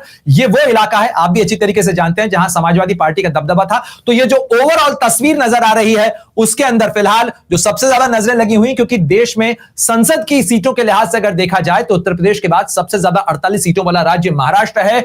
भारत की आर्थिक राजधानी मुंबई जो है वो महाराष्ट्र के अंदर है, और इसलिए महाराष्ट्र का जो चुनाव है वो सियासी गणित, सियासी समीकरणों के हिसाब से बहुत महत्वपूर्ण होता है किसी भी गठबंधन के लिए। और यहां पर सीधे तौर पर जो दबदबा है 145 सीट का जो बहुमत है उससे कहीं आगे निकल चुका है इस समय जो महायुति का गठबंधन है, यानी जो एनडीए गठबंधन है। जी आदर्श। और जाहिर सी बात है जो तस्वीर है वो तस्वीर कम से कम कहीं उत्साह बढ़ाने वाली है, कहीं थोड़ा उत्साह खींचने वाली है पीछे, लेकिन देखिए सबको कहीं ना कुछ फिलहाल तो मिलता हुआ दिख रहा है। हमारे साथ तमाम खास मेहमान जुड़े हुए हैं। सुनील शुक्ला साहब है, किशोर शहदो साहब है, संजय सिंह जी हैं, ममदानी साहब मुंबई से हमारे साथ जुड़े हुए हैं। किशोर शहदो साहब मैं आपके पास आ रहा हूँ, सुनील सर मैं आ रहा हूँ, बस एक बार मैं जरा शहदो साहब को ले आऊं क्योंकि काफी देर से इंतजार कर रहे हैं और कांग्रेस के हिसाब से झारखंड की जो गणित है मैं जरा उस पर एक सवाल कर लूं। शहदो साहब क्या लग रहा है ये जो जीत दिख रही है, अभी जो रुझानों में जीत दिख रही है और जितना गैप दिख रहा है, कौन सी नीतियां रही ऐसी जो वहां पर काम कर गई? चंपई सोरेन नहीं चल पाए, आदिवासियों को साथ जोड़ने की बीजेपी की कोशिश नहीं चल पाई, तमाम जो योजनाओं की बात हुई वो नहीं चल पाई, या बाद में जो एक के बाद एक कई योजनाएं हेमंत सोरेन जी ने लागू की या जिसको घोषणा की वो काम कर गई वहां पर? देखिए, चंपई सोरेन ही नहीं, इसके पहले लोकसभा के चुनाव में संथाल परगना में उन्होंने सीता सोरेन को ले गया। कोल्हान के क्षेत्र जहां भारतीय जनता पार्टी कमजोर थी वहां पर गीता कोड़ा को ले गए। ये प्रयोग भारतीय जनता पार्टी का फेल कर गया। भारतीय जनता पार्टी किसी न किसी रूप से वो चाहती थी कि जोड़ तोड़ का गणित करके हम बहुमत के आंकड़ा को प्राप्त करेंगे, लेकिन वो लोकसभा के चुनाव से सबक नहीं लिए और अभी कई सीट ऐसे हैं जहां उन्होंने इस तरह का प्रयोग किया। चंपई सोरेन हो या उनके बेटे हों या सीता सोरेन हो या गीता कोड़ा हो, सबको दोबारा उसे उन्होंने उम्मीदवार विधानसभा के चुनाव में भी बनाया। लेकिन अब राज्य की जनता इन जोड़ तोड़ के गणित से उब चुके थे और उनको पूरे 5 साल वो प्रयास करते रहे, कभी मुख्यमंत्री को जेल भेजना, ईडी सीबीआई का दुरुपयोग करना, इंडिया गठबंधन के नेताओं को परेशान करना, ये लगातार चलता रहा। लेकिन न तो वो 5 साल में इस सरकार को अपदस्थ कर पाए और आने वाले जो चुनाव के परिणाम आ रहे हैं वो भी काफी सुखद हैं, इसलिए कि एक क्लियर कट मेजोरिटी राज्य की जनता ने हेमंत सोरेन के नेतृत्व में इंडिया गठबंधन को दिया है। तो ये प्रयोग भाजपा का नकारात्मक कैंपेन जो था वो पूरी तरह से फेल कर गया। वो अपने वादों पर राज्य के मतदाताओं को भरोसा नहीं दिला पाए और यही वजह है कि एक कल्याणकारी सरकार जो यहाँ की जनता के लिए काम कर रही थी, हमने मनरेगा का पैसा जो केंद्र से आता है उसमें भी हमने बढ़ोतरी किया, स्टूडेंट को स्कॉलरशिप दिया, वृद्ध को पेंशन दिया, सभी रिटायर कर्मियों का पेंशन दिया। तो ये सब चीज देख रहे हैं राज्य की जनता की यहाँ के अस्मिता के साथ रक्षा करते हुए आदिवासी, मूलवासी, अल्पसंख्यक समुदाय सब को लेके चलने वाली ये सरकार है।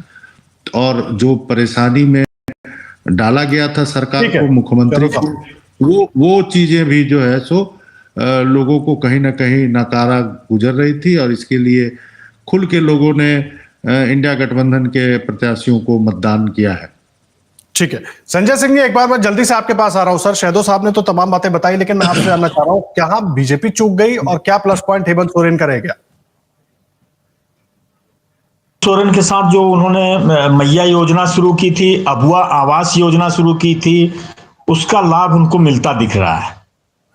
और भाजपा जो था वो लगातार ये उनके खिलाफ प्रचार करती रही, उनको भ्रष्टाचार और ये सब के मामले में जो करती रही वो तो था ही, लेकिन जो भाजपा ने जो वहां पर बांग्लादेशी घुसपैठी का मामला जो बहुत जोर शोर से उठाया था, उसका बहुत ज्यादा असर हमको नहीं लगता है कि दिख रहा है। क्योंकि संथाल में भी जो सीटें है, हालांकि भाजपा कुछ सीटें अभी आगे बता रही हैं, लेकिन वो लगता है कि वो भी उनका हथियार जो था वो फेल नजर आता है। ठीक है, ये बड़ी अहम बात आप कह रहे हैं। सुनील सर, मैं आपका रुख कर रहा हूं, सबको आप सुन रहे हैं और कुछ देर पहले भी जब हम चर्चा कर रहे थे तब आप कह रहे थे खास करके उत्तर प्रदेश की सीटों को लेकर कि जो अभी जो रुझान दिख रहे हैं वो अगर सही है तो उस पर सवाल होगा।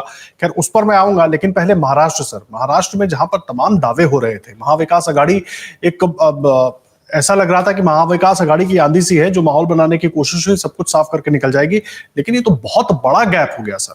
और झारखंड भी चलेंगे, लेकिन पहले महाराष्ट्र। नहीं आदर्श जी, आप दोनों राज्यों के विधानसभा चुनाव के परिणामों को साथ रख के देखिए।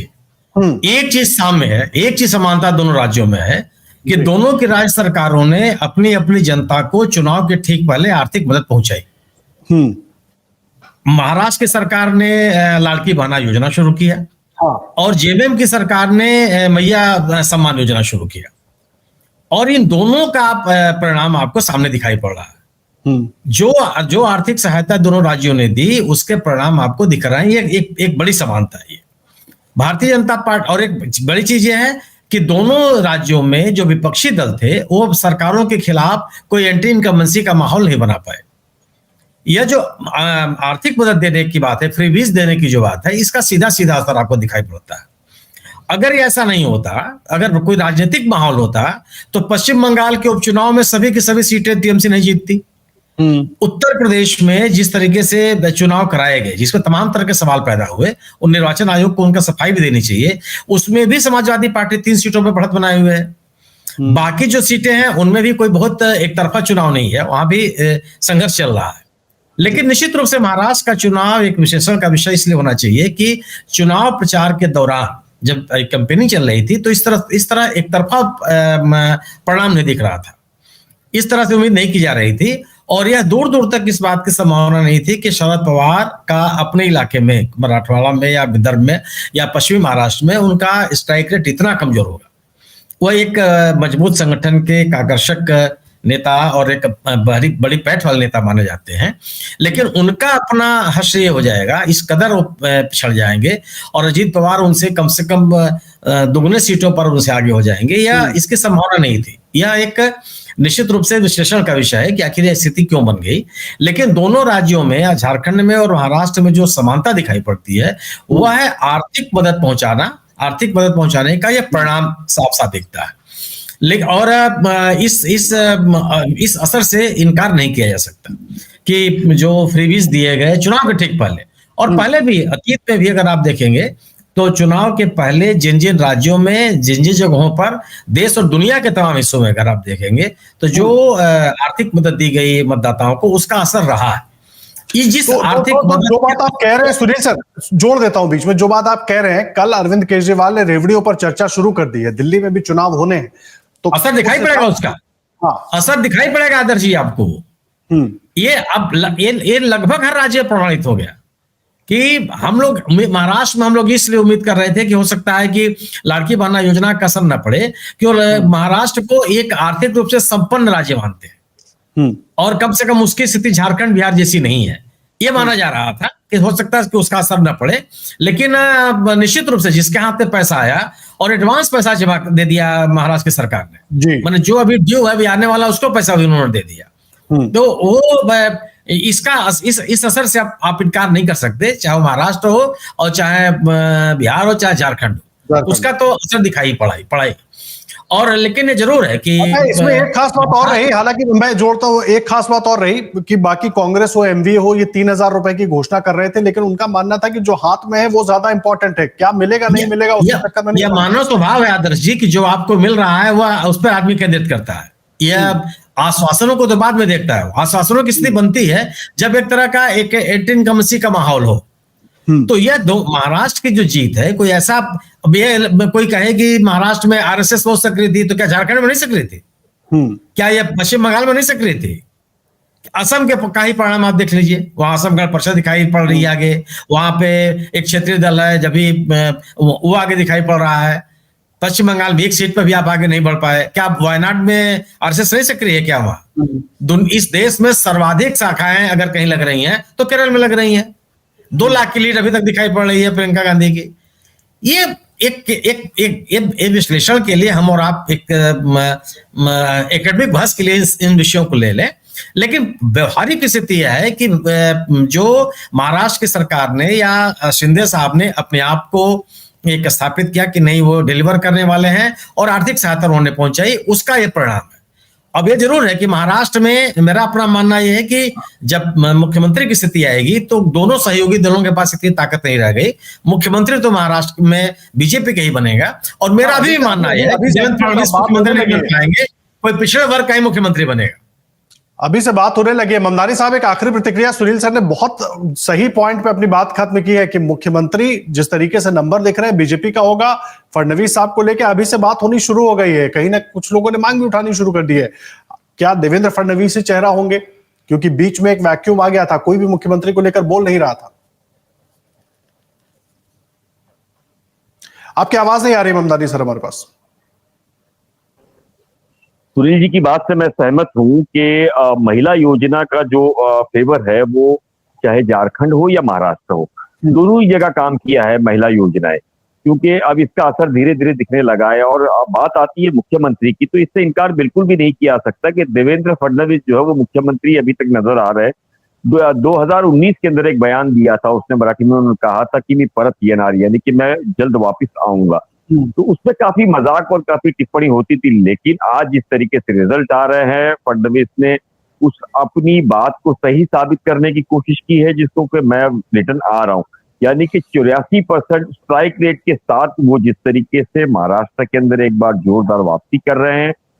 शिवसेना एकनाथ शिंदे 70 से ज्यादा प्रतिशत स्ट्राइक रेट से वापसी कर रही है। तो इससे एक बात साफ है कि यूटी जो है वो सरकार बना रही है और बड़े पावरफुल रिश्ते बना रही है। और खास करके इसके अंदर आप ये देखना है कि मुख्यमंत्री के अंदर बीजेपी के हिसाब से तो मुझे लगता है कि देवेंद्र फडणवीस ही एक चेहरा है, लेकिन जिस तरीके से एकनाथ शिंदे भी लगातार सीट हासिल कर रहे हैं और महिला योजना को लेकर के ये जीत मिली है, तो आने वाले दिनों के अंदर क्या शिवसेना एकनाथ के अंदर और देवेंद्र फडणवीस में इसमें कहीं थनाथनी तो नहीं होती है कि असल में मुख्यमंत्री का दावेदार कौन? ये सवाल जरूर है पूरी चीजों को लेकर के। मुझे लगता है लेकिन उम्मीद कम है इस तरह की चीजें हो कि इस लड़ाई को जिस तरीके से अभी बीजेपी जितने पावर में आई है, मुझे उम्मीद कम है। लेकिन क्या पावर का जो मजा चखा है उसके बाद एकनाथ शिंदे जो महिला योजना और सारी चीजों को लेके बात कर रहे हैं, क्या उससे वो कम पर मानेंगे? ये भी एक बहुत बड़ा सवाल अब तक है आदर्श। ये बहुत अहम बात आप दोनों ही कह रहे हैं और जाहिर सी बात है जो तमाम सवाल आप लोगों ने उठाए बड़े महत्वपूर्ण हो जाते हैं। लेकिन देखिए आंकड़े लगभग अब टिकते हुए दिख रहे हैं, बहुत ज्यादा अंतर नहीं दिख रहा है, चाहे बात झारखंड की करें या फिर महाराष्ट्र की करें और उपचुनावों में भी। क्या तस्वीर होगी कुछ देर के बाद एक बार फिर आपके साथ जोड़ेंगे और जो नया लेटेस्ट तमाम अपडेट उससे जुड़े होंगे वो सब आपके सामने रखेंगे। आप सबका बहुत धन्यवाद, सुनील सर आपका, ममदानी साहब आपका, शहदो साहब आपका हमारे साथ जुड़ने के लिए, जयदीप जी भी हमारे साथ जुड़े हुए थे, बहुत धन्यवाद। और तमाम खासकर संजय जी आपका भी बहुत धन्यवाद। और एक बार फिर से जुड़ेंगे जो तस्वीर बन रही है झारखंड में, महाराष्ट्र में और क्या मायने हैं, क्योंकि देखिए अब करीब 11:30 बज रहे हैं और 3.5 घंटे के करीब गिनती हो चुकी है। तस्वीर अब लगभग जहां पर है वहीं पर टिकती हुई दिख रही है। अब रुझानों से नतीजे जब आने शुरू हो जाएंगे तो देखना बहुत दिलचस्प होगा कि कितने रुझान कितने नतीजों में कन्वर्ट होते हैं। लेकिन एक बार जो बढ़त बनी है, क्या उतना बड़ा गैप खत्म कर पाना सामने वाली पार्टी के लिए आसान हो पाएगा वर्तमान परिस्थिति में? तमाम अहम सवाल है। लेकिन फिलहाल लगातार आप हमारे साथ बने रहिए और तमाम अपडेट के साथ एक बार